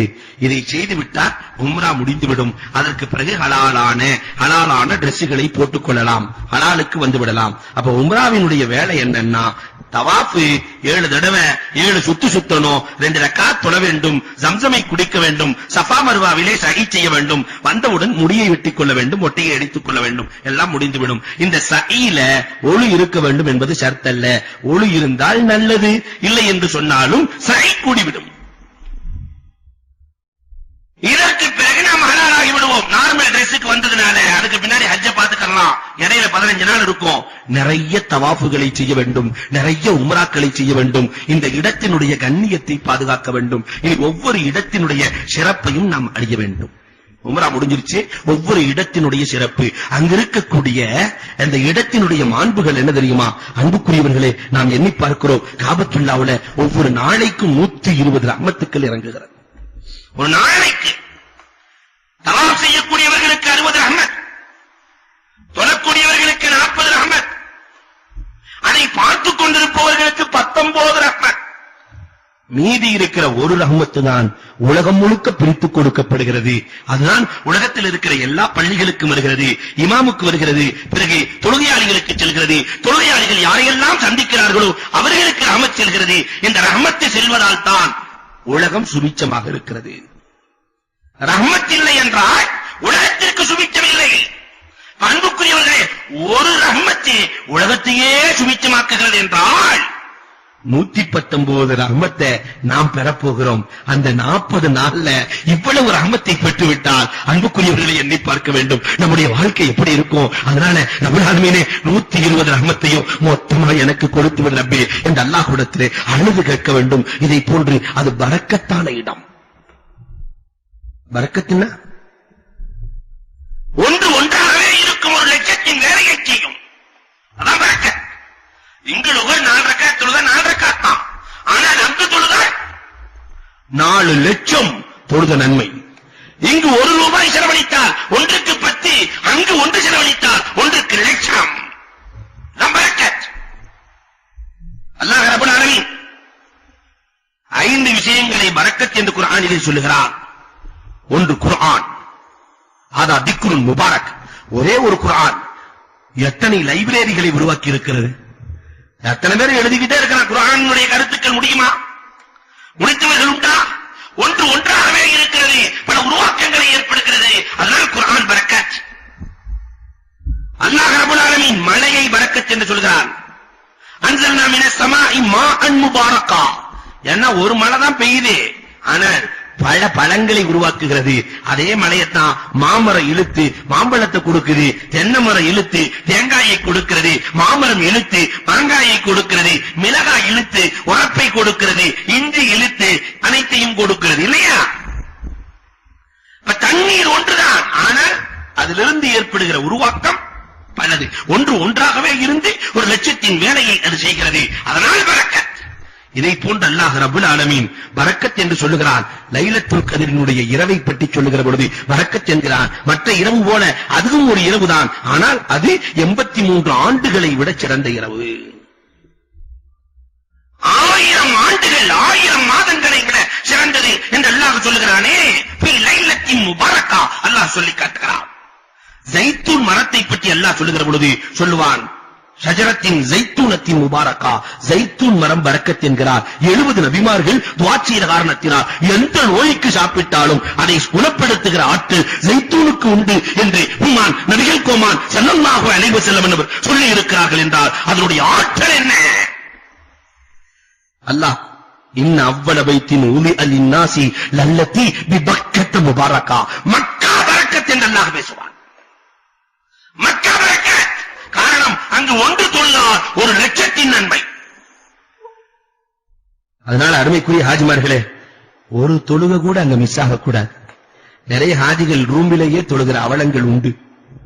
அதனால இங்கிருந்தே முடிவு செஞ்சிடணும். நம்ம என்ன நோயா இருந்தாலும் என்ன கஷ்டமா இருந்தாலும் கண்டிப்பாக காபாவிலே சென்றுதான் தொழ வேண்டும். நாம இருக்கிற நாள் கொஞ்ச நாள், அதிலே காபாவை போய் நாம் பார்க்க வேண்டாமா, தொழ வேண்டாமா? அதனால நம்ம தொழுகை முழுக்க காபாவாக இருக்க வேண்டும். அன்புக்குரியவர்களே, அதுல இருக்கக்கூடிய அதிசயங்கள் என்ன தெரியுமா? அன்புக்குரியவர்களே, ஹஜருல் அஸ்வத், அந்த ஹஜருல் அஸ்வதை பார்ப்பதற்கு அல்லாஹ்விடத்திலே நாம் கொடுத்து வைத்தவர்களாக இருக்க வேண்டும். எல்லா பாவங்களையும் இருக்கிற மேக்னட்டிஸ் காந்தக்கள். பக்கத்துல போக முடியாட்டி கையை தூக்கிட்டா வாத்தியார்ட்ட சொல்றமா இல்லையா?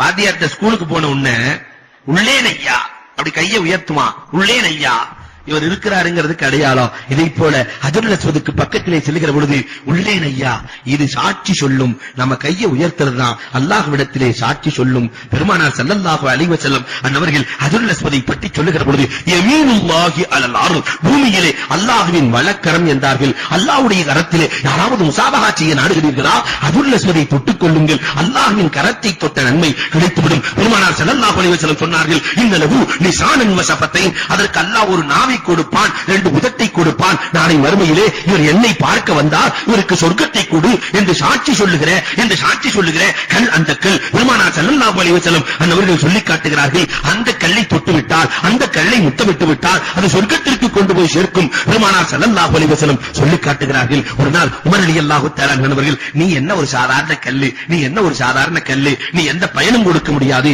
எந்த இடையூறும் கொடுக்க முடியாது என்று சொல்லுகிற பொழுது பின்னாலும் அலி ரலியல்லாஹு தஆலா தோளை தட்டுகிறார்கள். என்ன சொன்ன, இது சாதாரண கல்லா? இல்லை இல்லை, அல்லாஹ் நம்மை படைப்பதற்கு முன்பதாக நான் தானே உன்னுடைய இரட்சகன் என்று அல்லாஹ் கேட்கிற பொழுது எல்லோரும் ஆமாம் என்று பதில் சொல்லும். அலஸ்து பிரபிக்கும், எல்லாரும் ஆமா நீதான் இரட்சகன். அதை பதிவு செய்து இந்த கல்லுக்குள் தான் அல்லாஹ் வைத்திருக்கிறான். நாளை மறுமையில ஆமான்னு சொல்லிட்டு மாறு செய்தி என்று சாட்சி சொல்லுகிற கல் இந்த கல், இது சாதாரண கல் அல்ல என்று அலி ரலியல்லாஹு சொல்லுகிற பொழுது லௌலா அலியுன் லஹலக உமர், அலி மட்டும் இல்லை என்றால் இந்த உமர் அழிந்தே போயிருப்பார் என்று உமர் ரலியல்லாஹு தஆலா சொல்லுகிறார்களே. அற்புதங்கள். இந்த கல்லின் ஆற்றல் என்ன தெரியுமா? இந்த கல்லை திருடினால் திருடியவனை கொண்டு வந்து வைத்து விடும். ஏறத்தாழ 33 முறை இந்த கல் திருடப்பட்டிருக்கிறது. எவன் திருடிட்டு போனானோ அவனே கொண்டு வந்து மரியாதையா வச்சுட்டு போயிருவான். அந்த ஆற்றல் இதற்குண்டு. நெருப்பிலே இந்த கல்லை போட்டால் எவ்வளவு நெருப்பு அதிகமாக இருக்கிறதோ அந்த அளவிற்கு குளிர்ச்சி அதிகமாக கொடுக்கும் இந்த கல். நெருப்பில போட்டா குளிர்ச்சியை கொடுக்கும். நீரிலே போட்டால் உள்ளே போகாத மிதக்கும் ஆற்றல் கொண்ட கல் ஹஜருல் அஸ்வதுக்கள் என்று சொன்னார். உலகம் தோன்றிய நாளில் இருந்து, ஆதம் அலைஹிஸ்ஸலாம் பூமிக்கு வந்த நாளில் இருந்து ரப்பல் ஆலமீன் பாதுகாத்து வைத்திருக்கிற இந்த ஹஜருல் அஸ்வதை தொட வேண்டும், முத்தமிட வேண்டும், நம் பாவங்கள் எல்லாம் கழிய வேண்டும் என்று நியத்து செய்ய வேண்டும். ஹஜருல் அஸ்வத் அங்கு இருக்கிறது. அதற்கு அருகிலேயே முல்தஸிம் இருக்கிறது. பெருமானாருக்கு ஒரு கஷ்டம் என்று சொன்னார், அந்த பெருமானாருக்கு ஒரு கஷ்டம் என்று சொன்னார், உடனே முல்தஸிமிலே நெஞ்சை வைத்து கேட்பார்கள். பெருமானார் கேட்டாங்களா, அல்லாஹ் இஸ்லாத்திற்கு உமரை கொடு அல்லது அபூஜஹலை கொடு, உமரை கொடு அல்லது அபூஜஹலை கொடு. அன்றைக்கே உமர் இஸ்லாமாகிறார். பெருமானார் கேட்ட அன்றைக்கே உமர் இஸ்லாமாகிறார். பெருமானார் சொல்வார்களாம், அல்லதுங்கிற வார்த்தையை மட்டும் போடாம உமரை கொடு அபூஜஹலையும் கொடு என்றார். என் ரப்புல் ஆலமீன் கொடுத்திருப்பான். நான் அல்லது போட்டதால் நல்லது போனது, அல்லது போட்டதால் நல்லது போனது என்று பெருமானார் சொன்னார்களே. அங்கு வந்து சந்தேகம் வரக்கூடாது. ரப்புல் ஆலமீனே என்னுடைய குடும்பத்திற்கு ஆரோக்கியத்தை கொடு, ரப்புல் ஆலமீனே என் குடும்பத்திற்கு பாதுகாப்பை கொடு, என் சமூகத்திற்கு பாதுகாப்பை கொடு. கேட்பாரற்ற சமுதாயமாக இருக்கிறது, என் சமுதாயத்திற்கு ஒற்றுமையை கொடு. முல்தஸிமிலே போய் நெஞ்சை ஒட்டி நாம் அல்லாஹ்விடத்தில் கேட்டால் ரப்புல் ஆலமீன் அத்தனையும் கொடுக்க காத்திருக்கிறார். அதற்கு பக்கத்திலேயே பாபுல் காபா, காபாவினுடைய வாயில் இருக்கிறது. அன்புக்குரியவர்களே, அந்த இடத்துல கூட்டத்துல காபாவை பற்றி எண்ணம் தரக்குறைவாக வந்துவிட்டால் அல்லாஹ் உடலிலே புழுக்களையும் பூச்சிகளையும் ஏற்படுத்தி விடுவான் என்றார்கள் பெருமானார் ஸல்லல்லாஹு அலைஹி வஸல்லம். அவன் இறப்பது புழுத்து இறப்பான் என்றார்கள். அதனால காபாவை பார்க்கிற பொழுதெல்லாம் காபாவின் மீது கொண்ட கண்ணியம் அந்தஸ்து கூட வேண்டும். பக்கத்திலே மக்காமே இப்ராஹிம் இருக்கிறது. ஸ்பிரிங்கல் இப்ராஹிம் அலைஹிஸ்ஸலாம் காபத்துல்லாவை கட்டுகிற பொழுது உயர அந்த கல்லும் உயரும், இறங்க நினைக்க அந்த கல் இறங்கிவிடும். அதுவும் சொர்க்கத்திலிருந்து இறக்கப்பட்ட கல். அந்த கல்லும் அங்கு இருக்கிறது. உலகத்தில் சொர்க்கத்திலிருந்து உள்ள கல் உலகத்தில் வேறு எங்கும் இல்லை, இங்குதான் இருக்கிறது. அன்புக்குரியவர்களே, அந்த மக்காமே இப்ராஹிமுக்கு போகும்போது ரப்பல் ஆலமீனே என் குடும்பத்தை இப்ராஹிம் அலைஹிஸ்ஸலாத்தின் குடும்பத்தை போன்று ஆக்கிவிடு என்று துஆ செய்ய வேண்டும். என் குடும்பத்தை இப்ராஹிம் அலைஹிஸ்ஸலாத்தின் குடும்பத்தை போன்று ஆக்கிவிடு. அந்த குடும்பம் எப்படி இருந்துச்சு பாத்தீங்களா? அல்லாஹ்வுக்கு கட்டுப்பட்ட குடும்ப தலைவர். அல்லாஹ் என்ன சொல்றானோ கனவுலதான் அல்லாஹ் சொல்லுவான், உன் மகன் அரு, உடனே ரெடி. 90வது வயதிலே பெற்ற மகன், தவமிருந்து பெற்ற மகன், அரு, சரியா இருக்கிறேன். இறைவனுக்கு கட்டுப்பட்ட குடும்பத் தலைவன், குடும்பத் தலைவனுக்கு கட்டுப்பட்ட மனைவி போய் சொல்றாங்க இப்ராஹிம் அலைஹிஸ்ஸலாம், அம்மா நான் அறுக்கிற மாதிரி கனவு கண்டேன், நீங்க சொன்னா சரியாத்தான் இருக்கு, அறுத்துருங்க. நம்ம வீட்டுல சொன்னா கேட்பாங்களா? கனவை நம்பி கத்தி எடுத்துட்டு வந்திருக்கியா புத்தி கட்ட மனுஷனே என்றல்லவா திட்டுவார்கள். ஆனால் கணவனுக்கு கட்டுப்பட்ட மனைவி, பெற்றோர்களுக்கு கட்டுப்பட்ட பிள்ளை, அறுப்பதை போன்று கனவு கண்டீர்களா? அருங்கள் வாப்பா, என்னை பார்க்கிற பொழுது உங்களுக்கு இரக்கம் வந்து விடும் வாப்பா, அதனால் என் முகத்திலே துணியை போட்டுக் கொள்ளுங்கள் வாப்பா, இரக்கம் வராமல் துணியை போட்டு அறுத்து விடுங்கள் வாப்பா என்று பெற்றோருக்கு கட்டுப்பட்ட பிள்ளைகள். இன்னைக்கு நம்ம குடும்பத்துக்கு அதுதான தேவை. கணவனுக்கு, பெற்றோருக்கு, இறைவனுக்கு கட்டுப்பட்ட குடும்பத் தலைவன், குடும்பத் தலைவனுக்கு கட்டுப்பட்ட மனைவி, பெற்றோர்களுக்கு கட்டுப்பட்ட பிள்ளை. இதுதானே இன்றைக்கு நமக்கு தேவை. அல்லாஹ்விடத்தில் கேட்டால் இப்ராஹிம் அலைஹிஸ்ஸலாம் மக்காமே இப்ராஹிமை போய் தொடுகிற பொழுது உமரே ஃபாரூக் ரலியல்லாஹு தஆலா இதைத்தான் கேட்பார்கள், என் குடும்பத்தை இப்ராஹிம் அலைஹிஸ்ஸலாத்தின் குடும்பத்தை போன்றாக்கு. கலீஃபாக்கள் இதைத்தான் கேட்டார்கள். நாமும் இதை கேட்டால் என்ன கிடைக்கும் தெரியுமா? நம்முடைய குடும்பத்தில் ஒற்றுமை கிடைத்துவிடும். இன்னைக்கு திண்டுக்கல்ல ஒரு ஆஜியார் இருக்கிறார், 10 பிள்ளைங்க, வருஷம் ஒருத்தர் ஹஜ்ஜுக்கு போவாங்க. இவ்வளவு ஒற்றுமையா இருக்கிறீங்களே என்ன காரணம் என்று கேட்கிற பொழுது அவர் சொன்ன வார்த்தை இதுதான், நாங்க ஒவ்வொருத்தரும் மக்காம இப்ராஹிமுக்கு போகும்போது இப்ராஹிம் அலைஹிஸ்ஸலாம் குடும்பம் மாதிரி ஆகணும்னு நாங்க துவா கேட்கிறோம். அல்லாஹ் எங்களை இப்ராஹிம் அலைஹிஸ்ஸலாம் குடும்பம் மாதிரி வச்சிருக்கான், ரப்பல் ஆலமீன் வச்சிருக்கான் என்று சொல்லுகிறார் என்றால், அன்புக்குரியவர்களே, அங்கு இஹ்லாஸோடு கேட்க வேண்டும். அடுத்த ஹத்தீம், இந்த ஓவல் வடிவத்தில் இஸ்மாயில் அலைஹிஸ்ஸலாம், ஹாஜர் அலைஹிஸ்ஸலாம் அங்குதான் அடங்கி இருக்கிறார்கள். அந்த ஹத்தீமுக்குள்ளேதான் மீசாபுர் ரஹ்மா, மழை வந்துச்சுன்னா தண்ணி ஒட்டக்கூடிய இடம் இருக்கிறது, அங்கு கேட்கிற துஆக்கள் கபூலாகும். பெருமானார் ஸல்லல்லாஹு அலைஹி வஸல்லம் சொன்னார்கள், யாராவது காபத்துல்லாவிலே தொழ ஆசையா ஹத்தீமுக்குள்ளே தொழுது கொள்ளுங்கள், காபாவிலே தொழுத நன்மை கிடைத்துவிடும், என் உம்மத்துக்கு அல்லாஹ் கொடுத்திருக்கிற பெரிய பாக்கியம் என்றார்கள். அதனால ஹத்தீம்ல போய் தொழக்கூடிய பாக்கியத்தை நாம் பெற வேண்டும். ஈஸியா தொழுதலாம், கொஞ்சம் ஒரு சின்ன சிரமம் தான், ஈஸியா தொழலாம். நல்லா உள்ள போய் நிம்மதியா தொழுது காபாவை பிடித்து அணுகிற வாய்ப்பு அங்கே உண்டு. அல்லாஹ் ரப்பல் ஆலமீன் நம்முடைய ஹாஜிகள் அத்தனை பேர்களுக்கும் அந்த நசீபை கொடுக்க வேண்டும். ஹத்தீமை முடிச்சுட்டு அப்படியே வந்தா ருக்னே யமானி ஹஜ்ருல் அஸ்வதுக்கு நேர் பின்னாடி ருக்னே யமானி இருக்கிறது. இந்த ருக்னே யமானியையும் தொட்டுக் கொள்ளுங்கள், இதுவும் சொர்க்கத்திலிருந்து வந்த கல் என்று ஒரு ரிவாயத் இருக்கிறது. அந்த ருக்னே யமானியிலே தான் 70 மலக்குகள் நின்று கொண்டிருப்பார்கள். நாம் என்னென்ன கேட்கிறோமோ அது முழுவதற்கும் ஆமீன் சொல்லுவார்கள். அங்கிருந்து ஹஜ்ருல் அஸ்வத் வரைக்கும் கேட்கிற துவா தரமான துவாவாக இருக்க வேண்டும். அதனாலதான் கண்டதையும் கேட்டக்கூடாதுங்கிறதுக்காக பெருமானார் சொல்லிக் கொடுத்திருக்கிறார்கள், ரப்பனா ஆத்தினா ஃபித் துன்யா ஹஸனா வ ஃபில் ஆখিরাতি ஹஸனா வ கினா அதாபன்னார் வ அத்கில்னா ஜன்னத மஅல் அப்ரார் யா அஸீஸ் யா கஃபார் யா அஸீஸ் யா கஃபார் யா அஸீஸ் யா கஃபார். நாம் கேட்கிற பொழுது 70 மலக்குகள் ஆமீன் சொல்கிறார்கள். ஒரு ரகசியத்தை சொல்லட்டுமா? அந்த ருக்னே யமானியிலே ஓரத்துல யாரும் இருக்க மாட்டாங்க. அந்த இடம் தான் கொஞ்சம் கூட்டம் கம்மியாகி அதுக்கப்புறம் கூடுற இடம்.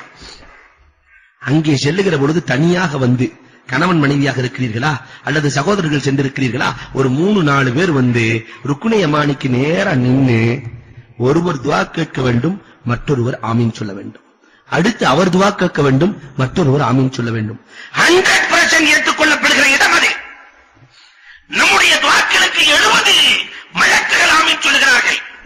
அல்லாமா ஜுஹரி, புகாரி ஷரீஃபினுடைய எளிமையாளர் அல்லாமா ஜுஹரி சொன்னார், 4 பேர்கள் ஒன்றாக வந்ததை நான் பார்த்தேன்.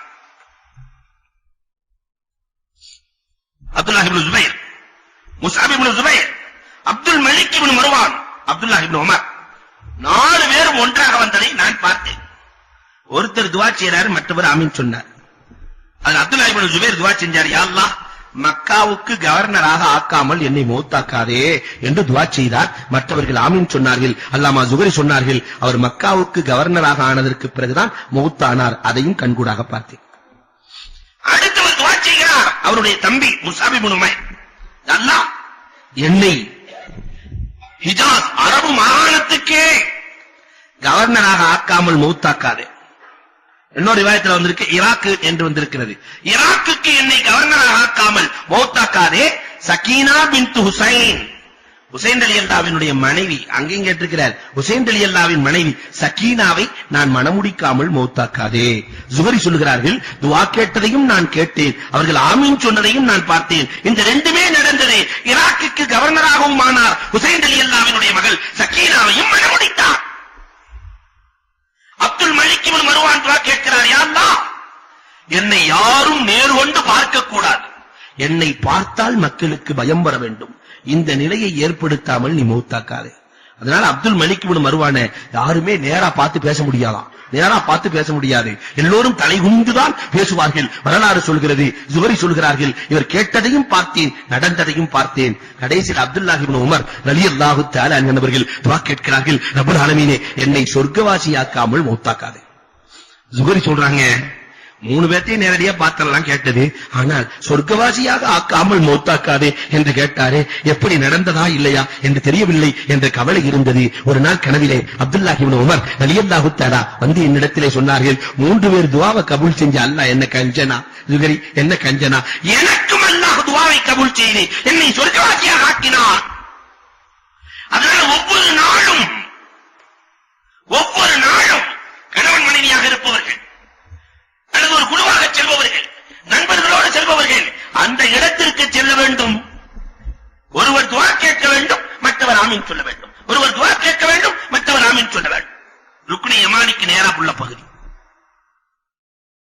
அதற்கு அடுத்து ஜம்சம். அல்லாஹு அக்பர். பெருமானார் ஸல்லல்லாஹு அலைஹி வஸல்லம் நடமாடும் அற்புதம். இந்த ஜம்சம் கிணறை பார்க்கிற தௌஃபீக் அல்லாஹ் ரப்பல் ஆலமீன் எனக்கு வழங்கினார். ஒரு சின்ன கிணறு, ஒரு உரை கிணறு. கீழே தரை தெரிகிறது, ஆனால் கடுமையான மோட்டரை வைத்து தண்ணீர் எடுக்கப்படுகிறது. 24 மணி நேரமும் தண்ணீர் ஏறுகிறது. அந்த தண்ணீர் அப்படியே தான் இருக்கிறது. நம்ம கிணறு அரைஞ்சினா அந்த மோட்டருக்கு மண்ணையும் சேர்த்து கொண்டு போயிடும். ஆனால் அன்புக்குரியவர்களே, அல்லாஹ் நடமாடும் அற்புதமாக அங்க 50 லட்சம் பேர் குடிக்கிறாங்களே, கொண்டு வருகிறார்களே. உலகத்தினுடைய மூலை முடுக்குகள் எல்லாம், தெருக்கள் எல்லாம் அந்த ஜம்சம் செல்லுகிறதே. ஒரு சின்ன கிணற்றிலிருந்து அல்லாஹ் ரப்பல் ஆலமீன் இதைவிட பெரிய அற்புதம் என்ன இருக்க முடியும்? உலகத்தில் இதைவிட பெரிய அற்புதம் என்ன இருக்கிறது? ஜம்சமை விட என்ன அற்புதம் இருக்கிறது? அந்த ஜம்சமை குடிக்கிற பொழுது பெருமானார் சொன்னார்கள், மாஉ ஜம்சம் லிமா ஷுரிபலஹு, எதற்காக ஜம்சமை குடிக்கிறோமோ அத்தனையும் நடக்கும் என்றார்கள். கைரு மாஇன் அலா வஜிஹில் அல் மாஉ ஜம்சம், உலகத்தில் இருக்கிற தண்ணீரிலேயே சிறந்த தண்ணீர் எந்த தண்ணீர் என்று கேட்டால் பெருமானார் சொல்வார்கள், மாஇ ஜம்சம், ஜம்சம் தண்ணீரை விட உயர்ந்த தண்ணீர் எதுவுமே கிடையாது. அப்துல்லாஹ் இப்னு உமர் ரலியல்லாஹு தஆலா அவர்கள் சொல்கிறார்கள், யாராவது ஒருவர் ஜம்சமை அன்பளிப்பு கொடுத்து மறுத்துவிட்டால், ஜம்சமை அன்பளிப்பு கொடுத்து மறுத்துவிட்டால் அல்லாஹ் அவரை காஃபிராக மௌத்தாக்குவான் என்றார். எந்த அன்பளிப்புகள் வேண்டாலும் மறுக்கப்படலாம், ஜம்சம் மறுக்கப்படக்கூடாது. ஜம்சம் மறுக்கப்படக்கூடாது. எவ்வளவு உயர்ந்த அன்பளிப்பு!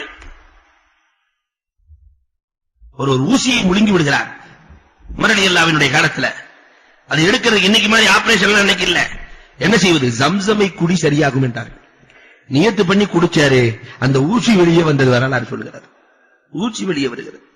என்ன நியத்? முழங்கால் வழியா ஜம்சம குடிச்சு முழங்கால்ல தடவுங்க, கண் வழியா கண்ணிலே தடவுங்கள், தலை வழியா தலையிலே தடவுங்கள். அல்லாஹ் ரப்பல் ஆலமீன் நியத்தை கபூல் செய்கிறான். அடுத்து நிறைய பேர் பயன்படுத்தாத இடங்களில் ஒன்று Safa Marwa. Safa Marwa Hajara அலைஹிஸ்ஸலாத்தை நினைவூட்டுகிற இடம் இல்லையா? தொங்கோட்டம் ஓடுகிறார்கள், தண்ணீருக்காக நீரோட்டம் ஓடுகிறார்கள், தொங்கோட்டம் ஓடுகிறார்கள். நாம சை செய்கிற பொழுதெல்லாம் அவரிடத்தில் கேட்க வேண்டும், ரப்பல் ஆலமீனே உனக்காக தொங்கோட்டம் ஓடுகிறேன், கால் வீங்க வீங்க நடக்கிறேன் ரப்பே, கால் வீங்க வீங்க நடக்கிறேன் ரப்பே. ஹாஜரா நடந்தார்கள், நானும் நடக்கிறேன். ஹாஜராவின் நோக்கம் தண்ணீர், என் நோக்கம் ரப்பே என் வியாபாரம் நல்லா நடக்கணும், என் பிள்ளைகளுக்கு ஆரோக்கியம் கிடைக்கணும், புத்தகத்தை நான் வாங்கி கொடுத்தறேன் ரப்பே. புத்தியை கொடுப்பவன் நீரப்பே, புத்தியை கொடுப்பவன், அறிவை கொடுப்பவன் நீரப்பே. நீ கொடுத்து விடுறப்பே, என் வியாபாரத்திற்கு பாதுகாப்பை கொடுத்து விடுறப்பே, என் பிள்ளைகளுக்கு பாதுகாப்பை. நாம் எதை நினைக்கிறோமோ அது முழுவதும் நடக்கும். அப்படியே சஃபாவுக்கு நேர் பின்னால் ஜபலே அபூ குபைஸ் இருக்கிறது. அந்த மலை யாருமே கண்டுக்கிறது இல்ல. துவா கபூலாகிற இடத்துல அபூ குபைஸும் ஒன்று. இப்ராஹிம் அலைஹிஸ்ஸலாம் நமக்கு அழைப்பு கொடுத்த மலையே அந்த மலை தான். இன்னைக்கு அரசனுடைய மாளிகை இருக்கிறது, அதனால அந்த மலைக்கு பின்னாடி போய் நிக்க முடியும், அதை ஒட்டி நிற்க முடியும். மர்வா கேட்ல இருந்து வந்தோம்னு சொன்னா அந்த மலைக்கு பின்னாடி போயிடலாம். ரசூல் ஸல்லல்லாஹு அலைஹி வஸல்லம் பிறந்த வீட்டுக்கு நேராக நின்று பார்த்தால் அந்த மலை தெரியும். அங்க கீழே நின்று அல்லாஹ்விடத்தில் துஆ செய்ய வேண்டும். அன்புக்குரியவர்களே, பெருமானார் ஸல்லல்லாஹு அலைஹி வஸல்லம் சந்திரனை இரண்டாக பிளந்த மலை அந்த மலைதான். பெருமானார் ஏகத்துவ அழைப்பு கொடுத்த மலை, ஒரு ரிவாயத்திலே அந்த மலை. இப்ராஹிம் அலைஹிஸ்ஸலாம் நம்மை எல்லாம் அழைத்த மலை ஜபல் அபூ குபைஸ். காபத்துல்லாவை கட்டி முடிச்ச உடனே இப்ராஹிம் அலைஹிஸ்ஸலாம் ஒரு நியத் பண்ணாங்களாம். பொதுவா நம்ம வீடு கட்டிட்டா ஒரு நியத் பண்ணுவோம், எல்லாத்துக்கும் சாப்பாடு கொடுக்கணும், சொந்த பந்தத்துக்கெல்லாம் ஒரு விருந்து போடணும்னு. அதனுடைய வழிமுறை இப்ராஹிம் அலைஹிஸ்ஸலாம் செஞ்சதுதான். காபாவை கட்டிட்டு இப்ராஹிம் அலைஹிஸ்ஸலாம் அல்லாஹ்ட்ட கேட்டாங்களாம், அல்லாஹ் உலகத்தில் இருக்கிற ஒரே ஆலயம் உன் ஆலயம் இதுதானு கேட்டாங்க. ஆமா, உலகத்தில் இருக்கிற அத்தனை பேர்களையும் இந்த ஆலயத்திற்கு நான் கொண்டு வந்து விடுகிறேன். அப்படியானால் உலகத்தில் இருக்கிற எல்லோருக்கும் இந்த ஆலயத்துக்கு வர்றாங்களா இல்லையா, அதனால உலகத்தில் இருக்கிற எல்லோருக்கும் நான் சாப்பாடு கூட ஆசைப்படுறேன். வந்தவங்க, வராதவங்க, பிறந்தவங்க, பிறக்காதவங்க அத்தனை பேத்துக்கும் நான் சாப்பாடு கொடுக்க ஆசைப்படுகிறேன். ரப்பே, நீதான் அதற்கு உதவி செய்ய வேண்டும்.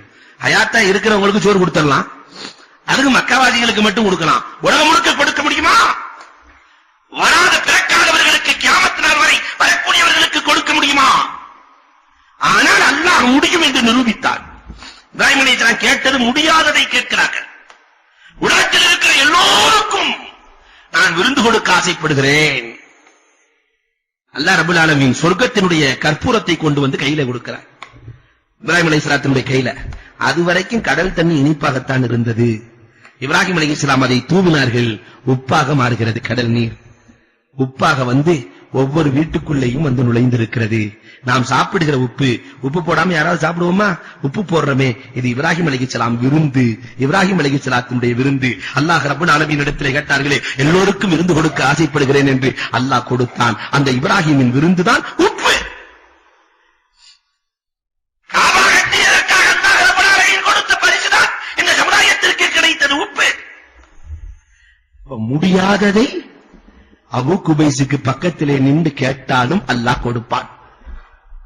முடியாததை கேட்டாலும் அல்லாஹ் நடைமுறைப்படுத்துகிற ஆட்கள் அந்த அபூ குபைஸ் மலைக்கு உண்டு, அல்லாஹ் கொடுக்கிறார். அங்கிருந்து நிறைய ஹாஜிகள் துஆ செய்யறதே இல்ல. அதனால் செல்லக்கூடிய ஹாஜிகள் அந்த இடத்தை பயன்படுத்திக் கொள்ளுங்கள். ஜபல் நூர், ஹிரா, பெருமானார் ஸல்லல்லாஹு அலைஹி வஸல்லம் அவர்களுக்கு அல்லாஹ் ரப்பல் ஆலமீன் வஹியை கொடுத்த இடம் அந்த இடம்.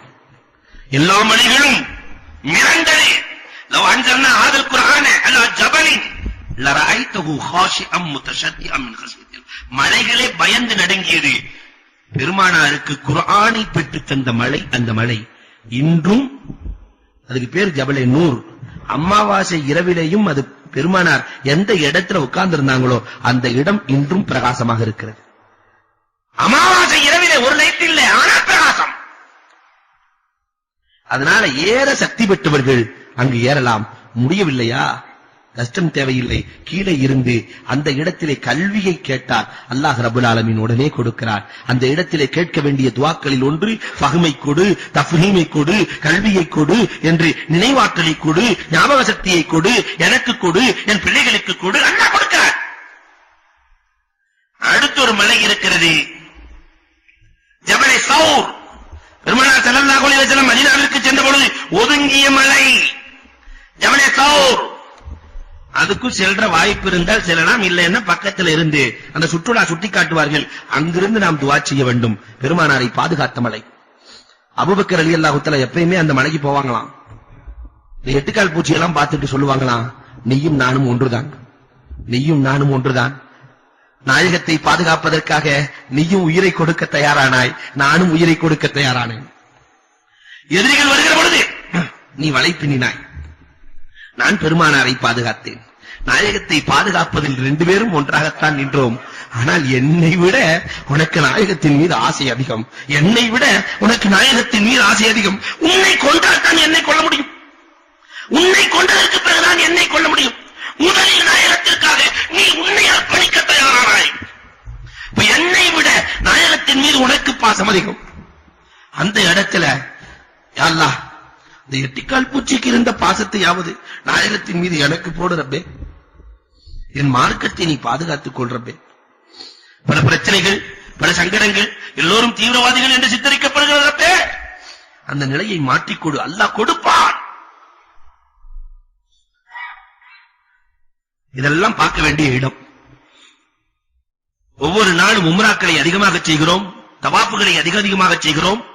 அதற்கு பிறகு ஹஜ்ஜினுடைய நாள் வரும். துல்ஹஜ் பிறை 7 அன்றைக்கு தூக்கி விடுவார்கள். 8ல இருந்தா ஹஜ்ஜினுடைய நாள் ஆரம்பம். அதனால ஹரமினுடைய எல்லையில எங்க வேண்டுமானாலும் ஹஜ்ஜுக்கான யாராமை கட்டிக்கொள்ள வேண்டும். குளித்து விட்டு அல்லது உடை செய்து விட்டு ஒரு புது யாராம் வச்சிருக்கமா இல்லையா, அதை ஹஜ்ஜுக்கான யாராமாக கட்டிக்கொள்ள வேண்டும். இது ஹஜ்ஜினுடைய யாராம். கட்டிட்டா எல்லாம் ஹராமாயிடும். யாராமை கட்டிக்கொண்டு 7வது இரவே கொண்டு போய் விட்டுருவாங்க. பிற 8னுடைய சுபுகு, லுஹரு, அசரு, மகரிபு, இஷா 5 வக்து பிற 8லே மினாவிலே நாம் தொழுகிறோம்.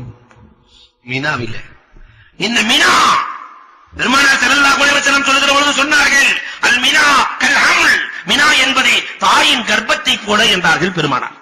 உதாரணம், அழகான உதாரணம். தாயின் கர்ப்பத்தை போல. தாயினுடைய கர்ப்பம் 50 கிராமா இருக்கும்போது விரிஞ்சு கொடுக்குது, 1 கிலோ ஆகும்போது விரிஞ்சு கொடுக்குது, 2 கிலோ 4 கிலோ ஆகும் போதும் விரிஞ்சு கொடுக்குது. இதே மாதிரி தான் பெருமானார் ஸல்லல்லாஹு அலைஹி வஸல்லம் செல்லும் போது 18,000 பேரு, 90,000 பேரு, 1,00,000 பேரு விரிந்து கொடுத்தது. இன்றைக்கு அதே மினாதான், அண்ணல் பெருமானார் அன்றைக்கு சென்ற மினாதான் இன்றைக்கு 50 லட்சம் பேர் நிற்கிறார்கள். அதே மினாவிலே அது விரிந்து கொடுத்திருக்கிறது. உலகம் முழுக்க முஸ்லிமாக ஆகி 600 கோடி பேர்கள் அங்கு நின்றாலும் அந்த மினா விரிந்து கொடுக்கும். ஆற்றில் உலகத்திலேயே ஸ்பிரிங் பூமி, விரிந்து கொடுக்கிற பூமி உலகத்திலேயே மினா மட்டும்தான். அடுக்குமாடி கட்டிடங்கள் இல்லை, மக்கா மாதிரி உயர் உயர கட்டிடங்கள் இல்லை. ஆனாலும் இருக்கிற இடம் எப்படி விரிந்து கொடுத்திருக்கிறது, ஸ்பிரிங் பூமி. அதனால அந்த மினாவிலே 5 வக்து தொழுகிறோமே, அங்க என்ன செய்யணும்? யாராம் கட்டதுல இருந்து தர்பியா சொல்லிக்கிட்டே இருக்க வேண்டியதான். கல்லெறிகிற வரைக்கும் தர்பியா சொல்லணும். மினாவிலே 5 காரியங்களை செய்ய வேண்டும். அதனால மிக முக்கியமான விஷயம் 5 காரியங்கள். சூரத்துல் ஃபாத்திஹா குறைஞ்சது ஒரு 100 தடவையாவது ஓதிரணும். முதல் காரியம் மினாவில சூரத்துல் ஃபாத்திஹா. குல் ஹுவல்லாஹ் சூரா குறைந்தது ஒரு 100 தடவையாவது ஓதிவிட வேண்டும். லா ஹவுல வலா குவத்த இல்லா பில்லாஹில் அலியுல் அலீம் குறைந்தது ஒரு 100 தடவை ஓத வேண்டும். 4வதாக ஸலாத்துன் நபி, நபி ஸல்லல்லாஹு அலைஹி வஸல்லத்தின் மீது ஸலவாத்தை குறைஞ்சது ஒரு 500 முறை ஓத வேண்டும். குறைஞ்சது ஒரு 500 முறை ஓத வேண்டும். 5வது மினாவில் தங்கி இருக்கிற எல்லா நாட்களிலும் ஸலாத்து தஸ்பீஹ் தொழ வேண்டும். ஸலாத்து தஸ்பீஹ் 3வது கலிமாவை ஓதி தொழ வேண்டும். இந்த 5 காரியங்களும் மினாவில் இருக்க வேண்டும். 100 முறை சூரத்துல் ஃபாத்திஹா அதிகமா ஓதலாம், குறைஞ்சது நான் சொல்றேன். 100 முறை குல் ஹுவல்லாஹ், 100 முறை லா ஹவுல வலா குவத்த இல்லா பில்லாஹில் அலியுல் அலீம், 500 முறை ஸலவாத்துன் நபி ஸல்லல்லாஹு அலைஹி வஸல்லம், ஸலாத்து தஸ்பீஹ். இதனுடைய சிறப்புகளை சொன்னால் சொல்லி முடிக்க முடியாது. பெருமானார் ஸல்லல்லாஹு அலைஹி வஸல்லம். ஆனா இன்னைக்கு நம்ம மினாவுல என்ன செய்யறோம்னா, அப்படியே டெண்டா போய் பேசிட்டு இருக்கிறோம்.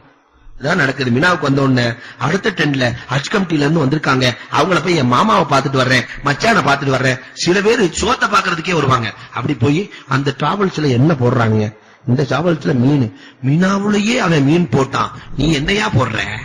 இங்க வந்து மினாவுலயே அவன் பச்சி கொடுக்குறான், அந்த கூட்டத்துல வடை கொடுக்குறான், பச்சி கொடுக்குறான், நீ வடிச்ச கஞ்சியை கொடுக்குறிய. நான் ஊருக்கு போய் நோட்டீஸ் அடிச்சு வால் போஸ்ட் அடிச்சு உன்னை மானவங்கப்படுத்தல. இது வேண்டுகிற இடம் மீனா. இதெல்லாம் நடக்கிறது அன்புக்குரியவர்களே, நடக்கிறது. அதனால மினாவில் இருக்கிற பொழுது நாம் பெருமானார் ஸல்லல்லாஹு அலைஹி வஸல்லம் சஜிதாவிலே விழுந்து அழுதார்கள், மினாவிலே அழுதார்கள். அவர்கள் அழுததால் கிடைத்த பரிசு என்ன தெரியுமா? இந்த சமுதாயத்திற்கு பெருமானார் அழுது மினாவிலே அழுது ஜிப்ராயில் அலைஹிஸ்ஸலாம் இறங்கி விட்டார்கள். நபியே, நீங்கள் மௌத்தாகி விடுவீர்கள் போல் தெரிகிறது நாயகமே, எழுந்திருங்கள் என்கிறார்கள். மௌத்தா போயிருவீங்க போல தெரியுது, எந்திரிங்க நாயகமே.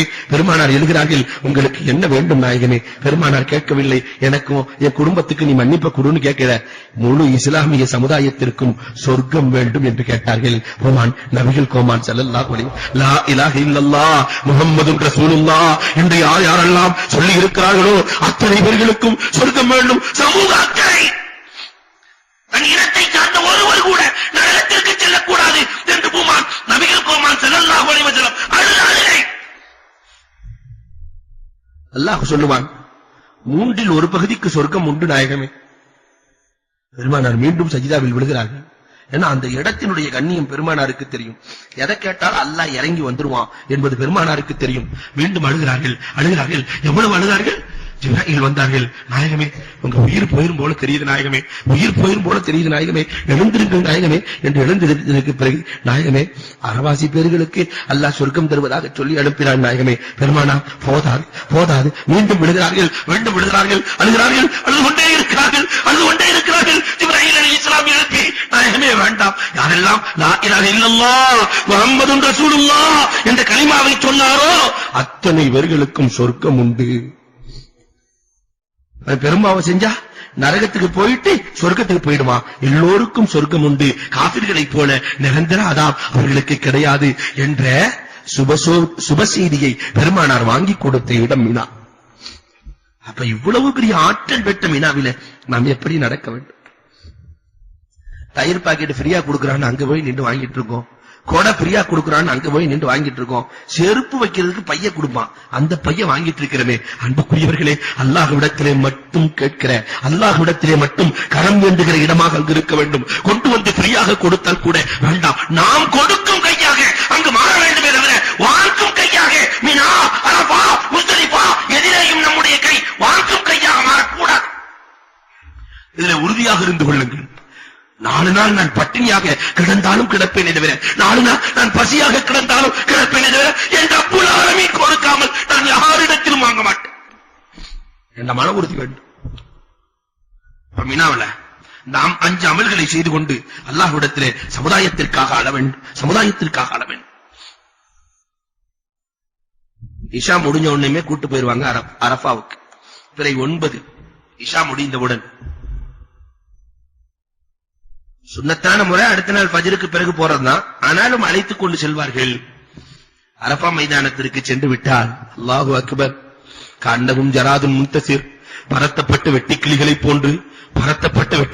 போன்று எல்லோரும் துஆ கேட்கிற அந்த காட்சி உலகத்தில் யாரும் பார்க்க முடியாத காட்சி. எல்லோரும் அடிமைகளாக எங்கு பார்த்தாலும் ஒரே இடம். ரப்புல் ஆலமீனே, உன் அடிமைத்தனத்தை வெளிப்படுத்த ஆண்டி அரச வேதமெல்லாம் யாருக்கும் இல்லை. எல்லோரும் உன்னுடைய அடிமைகள். அல்லாஹ் எவ்வளவு பெரிய யூனிஃபார்ம் ஏற்படுத்தி இருக்கிறான். சமுதாயத்தில் இப்படித்தான் ஒற்றுமையாக இருக்க வேண்டும். எல்லோரும் அடிமைகள் என்னிடத்தில் வந்து கேட்பதை நீங்கள் கேளுங்கள். மலக்குகள் அழைச்சு எல்லாம் சொல்லுவானா, என் அடிமை என்ன கதற கதறான் பாத்தியா, கீழே உட்கார்ந்துட்டு கேட்கிறான், நின்னுட்டு கேட்கிறான், மலை மேல ஏறிட்டு கேட்கிறான். என் அடியா இவ்வளவு கேட்கிற பொழுது நான் கொடுக்காமல் இருக்க வெட்கப்படுகிறேன். அல்லாஹ் வெட்கப்படுகிற இடம் அரஃபா. அந்த இடத்துல அல்லாமா சாதி சொல்லுவார்கள், எல்லோரும் அழுது கொண்டிருக்கிறார்கள். அல்லாமா சாதி மட்டும் சிரிச்சிட்டு இருந்தாங்களாம்.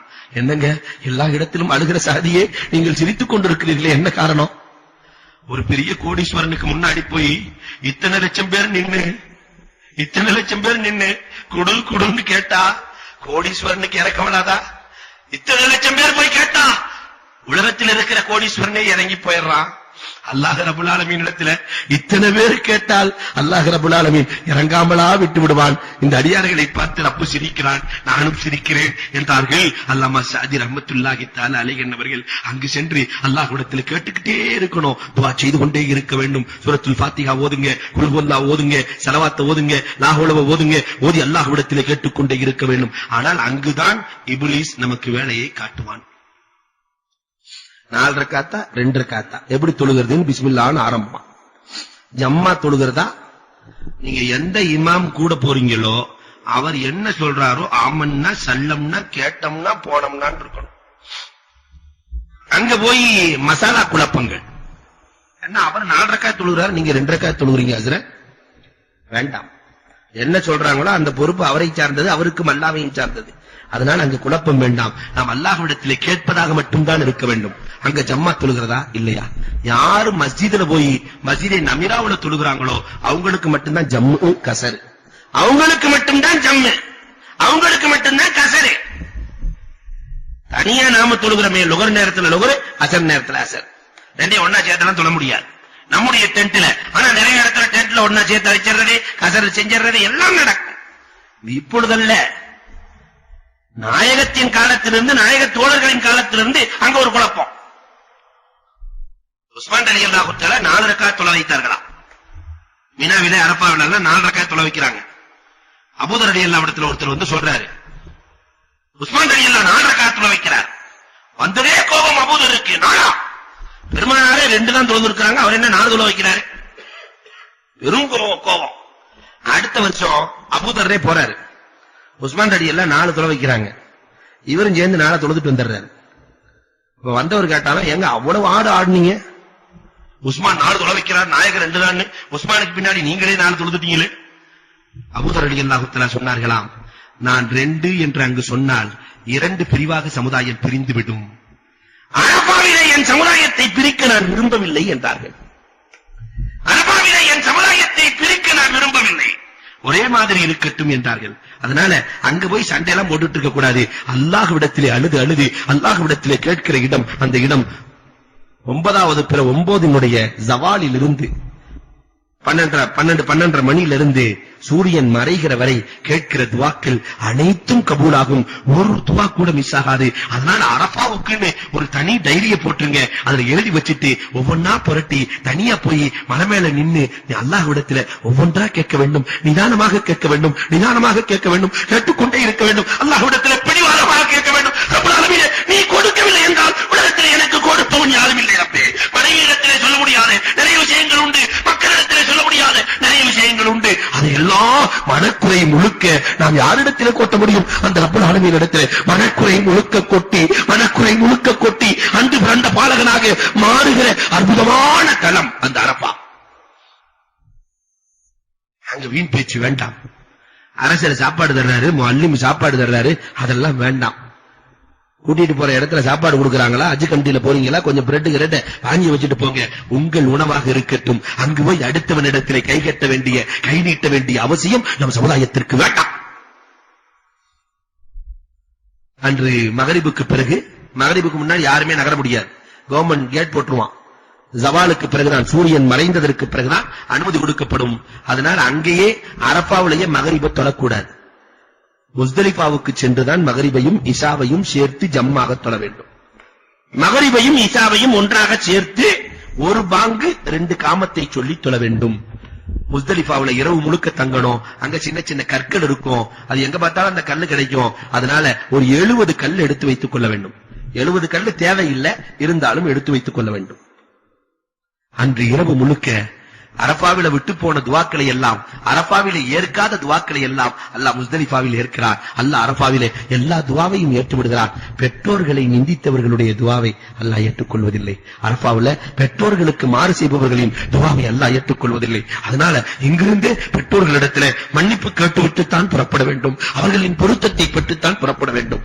அந்த விட்டு போன துவாக்களை எல்லாம் ரப்புல் ஆலமீன் முஸ்தலிஃபா குரட்டப்படுற பூமி அல்ல, அங்கு நின்று தொழுக வேண்டும். அல்லாஹ் ரப்புல் ஆலமீன் இடத்திலே தன்னுடைய குறைகளை சொல்லி அழ வேண்டும். இரவு முழுக்க அங்கிருந்து அதற்கு பிறகு பிறை 10 காலையிலே சுபுகை முடித்துவிட்டு சூரியன் உதயமாகிற வரை அங்கிருந்து துவாக்களை கேட்டுக்கொண்டே இருக்க வேண்டும். அல்லாஹ் ரப்புல் ஆலமீன் புலகாஞ்சிதம் அடைகிறான். அதற்கு பிறகு பிறை 10 அன்று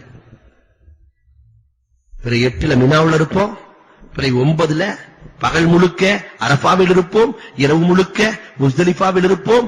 பிறை 10 அன்று காலையில டென்ட்டுக்கு போயிட வேண்டியது. கொஞ்சம் ஆசுவாசமாகிக் கொண்டு அதற்கு பிறகு கல்லெறிய வேண்டும், குர்பானி கொடுக்க வேண்டும், மொட்டையடிக்க வேண்டும். 3 செயல்பாடுகள் அங்கு இருக்கிறது. கல்லெறிய வேண்டும். அதனால போய் கல் எரிஞ்சிட்டேன், நாம குர்பானிக்கு தான் இப்ப வந்து பேங்க்ல கட்டிடுவோம், அவன் கொடுத்துருவான். கல் எரிஞ்சிட்டாவே நாம மொட்டையடிச்சிடலாம். பெரிய சைத்தானுக்கு மட்டும்தான் பிறை 10 அன்று கல்லெறிவோம்.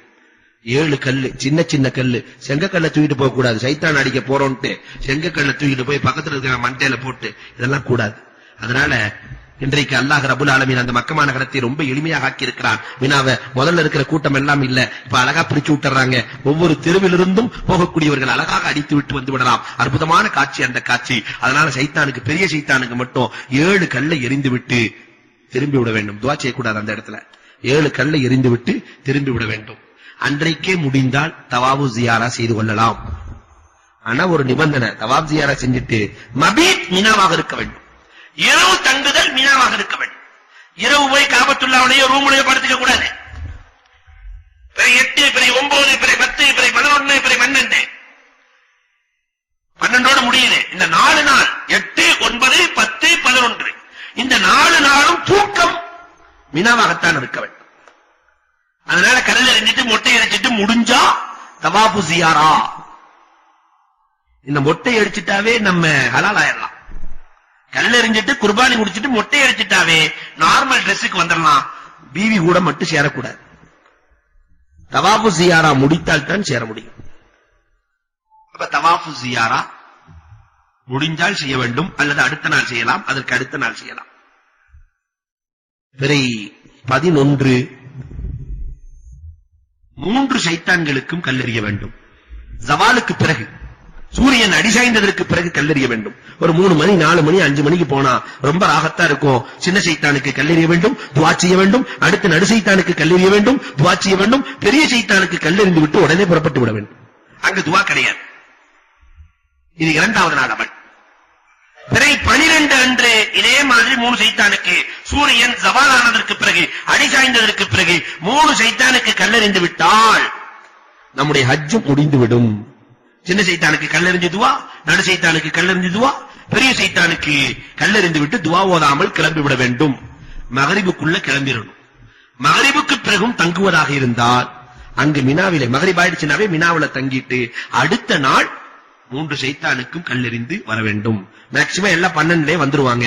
வந்துவிட்டால் நம்முடைய ஹஜ்ஜி பரிபூரண ஹஜ்ஜாக மாறிவிடும். அல்லாஹ் ரப்பல் ஆலமீன் போகக்கூடிய ஹாஜிகளுடைய ஹஜ்ஜை பரிபூரண ஹஜ்ஜாக ஆக்கி அருள்வானாக.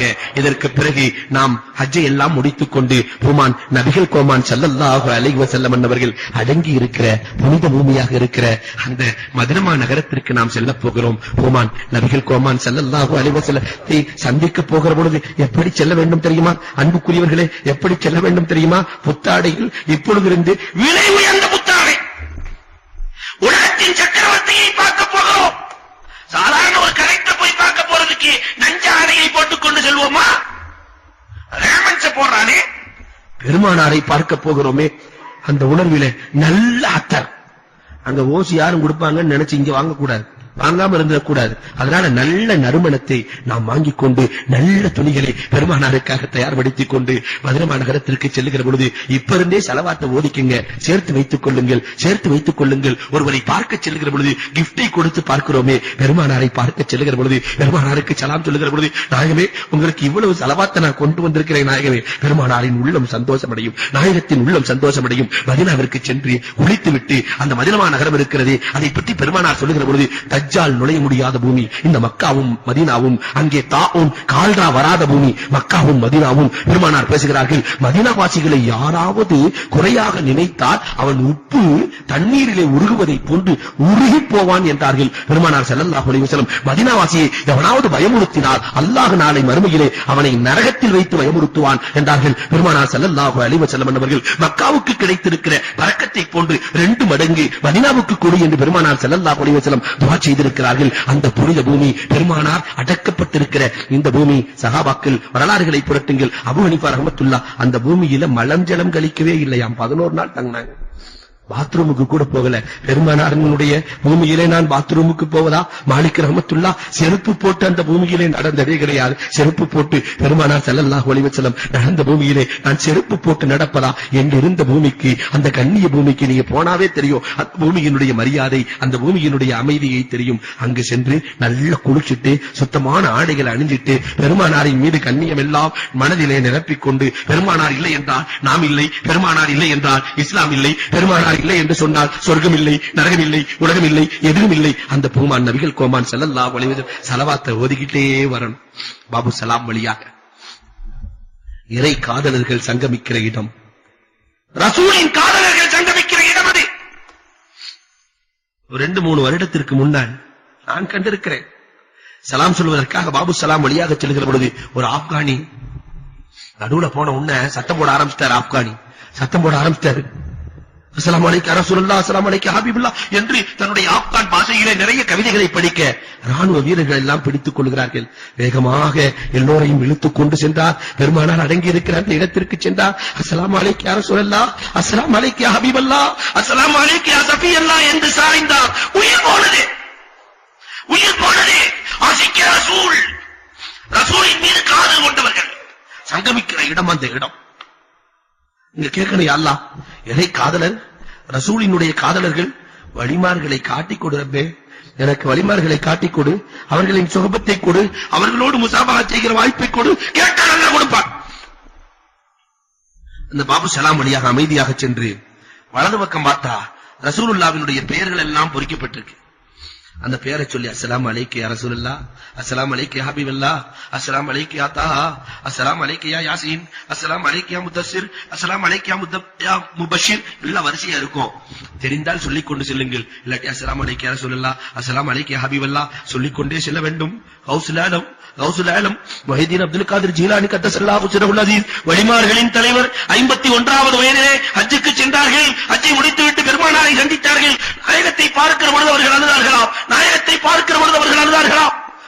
யா ரசூலல்லாஹ், நான் மரத்தின் இலையை விட அதிகமாக பாவம் செய்து வந்திருக்கிறேன் நாயகமே, மழையின் துளிகளை விட அதிகமாக பாவம் செய்து வந்திருக்கிறேன் நாயகமே, மணலின் கடலின் மணலை விட அதிகமாக பாவம் செய்து வந்திருக்கிறேன் நாயகமே, நீங்கள் மட்டும் ஷஃபாஅத் செய்யவில்லை என்றால், நீங்க மட்டும் எனக்கு பரிந்துரை செய்யவில்லை என்றால் நான் நஷ்டவாளியாகி விடுவேன் நாயகமே, நான் நஷ்டயாளியாகி விடுவேன் நாயகமே, எனக்கு பரிந்துரை செய்யுங்கள் நாயகமே என்று கௌசுல் ஆலமே சொல்லி இருக்கிறார்கள் என்றால் நாமெல்லாம் எம்மாத்திரம் பெருமானார் ஸல்லல்லாஹு அலைஹி வஸல்லத்திற்கு முன்னால் இருந்து நபியே நாயகமே எங்களுக்கு பரிந்துரை செய்யுங்கள் நாயகமே, நாங்கள் 8 நாள் இங்கே தங்கப் போகிறோம் நாயகமே, அந்த 8 நாளில் ஒரு நாள் கனவிலே உங்களை காணுகிற பாக்கியத்தை கொடுங்கள் நாயகமே, அந்த 8 நாளில் ஒரு நாள் உங்களை கனவிலே கண்டு கட்டுத் தழுவி ஆனந்தமடைய வேண்டும் நாயகமே என்று சலாம் சொன்னால், அபூ ஹனீஃபா ரஹ்மத்துல்லாஹி 8 வயசுல சலாம் சொல்லி அனுப்புனாங்களாம்.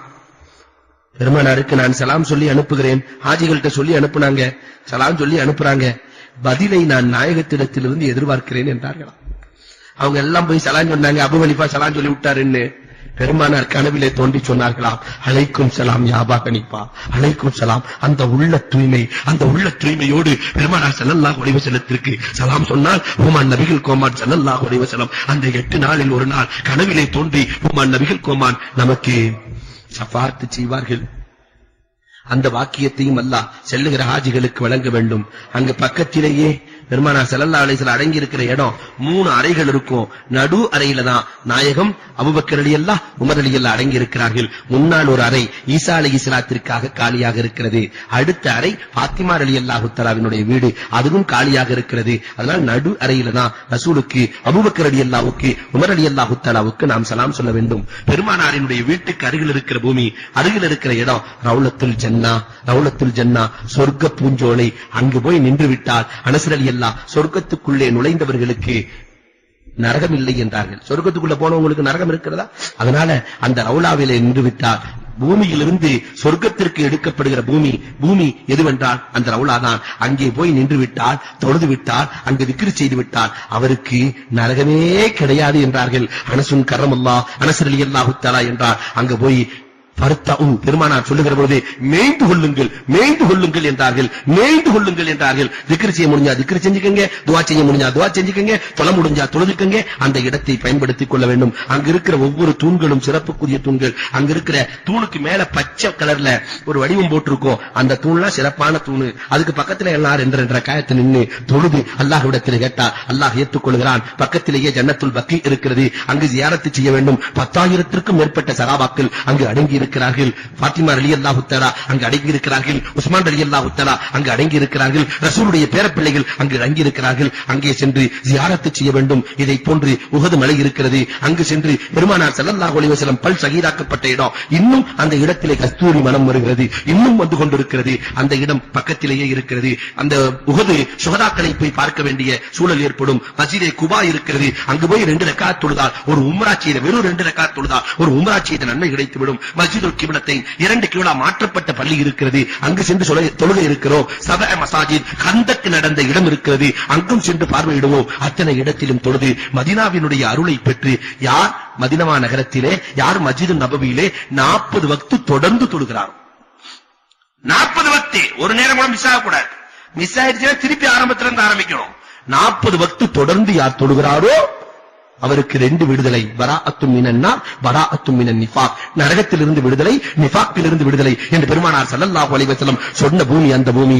அதிலே தொழுது நரக விடுதலையை பெற்று பெருமானாரினுடைய அன்பையும் அருளையும் பெற்று தாயகம் திரும்ப வேண்டும். சாலிமன் கானிமா, சலாமத்தோடு கனிமத்தோடு தாயகம் திரும்ப வேண்டும். அன்று பிறந்த பாலகனாக மாற வேண்டும். இங்கு வந்ததற்கு பிறகு ஹாஜியாக வாழ வேண்டும். இங்கு வந்ததற்கு பிறகு ஹஜ்ஜுக்கு போயிட்டு வந்து திருப்பி வட்டி வியாபாரத்தை ஆரம்பிச்சிடக்கூடாது. ஹஜ்ஜுக்கு போயிட்டு வந்து அந்த ஃபுல்லா ஷேவிங் செஞ்சிடக்கூடாது. அந்த ஹாஜியாக ஹஜ்ஜுக்கு செல்வது எளிது, ஹாஜியாக வாழ்வது கடினம். இனிமேல் நாம் ஹஜ்ஜுக்கு சென்று வந்து ஹாஜியாக வாழ வேண்டும். அத்தகைய தௌஃபீக்கை அல்லாஹ் ரப்பல் ஆலமீன் நம் அனைவருக்கும் தந்தருள்வானாக. யாரெல்லாம் ஹஜ்ஜுக்கு செல்லுகிறார்களோ அவருடைய ஹஜ்ஜை அல்லாஹ் மக்பூலான மப்ரூரான ஹஜ்ஜாக ஆக்கி அருள்வானாக.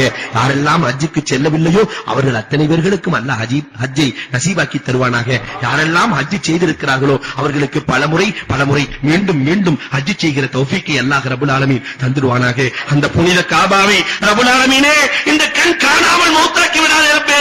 உலகத்தில் இருக்கிற எல்லா முஸ்லிம்களுக்கும் அந்த காபாவை பார்க்கிற நசீபை கொடுத்து விடு ரப்பே. காசு பணம் பெரியல்ல ரப்பே.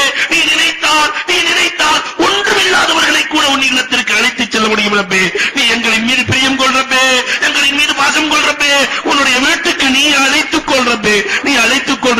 உன் வீட்டுக்கு அழைக்காமல், உன்னை பார்க்காமல், உன் வீட்டுக்கு அழைக்காமல், உன் ஹபீபை பார்க்காமல், அவர்களுக்கு நேராக சலாம் சொல்லாமல் எங்களை நீ மௌத்தாக்கி விடாதே ரப்பே.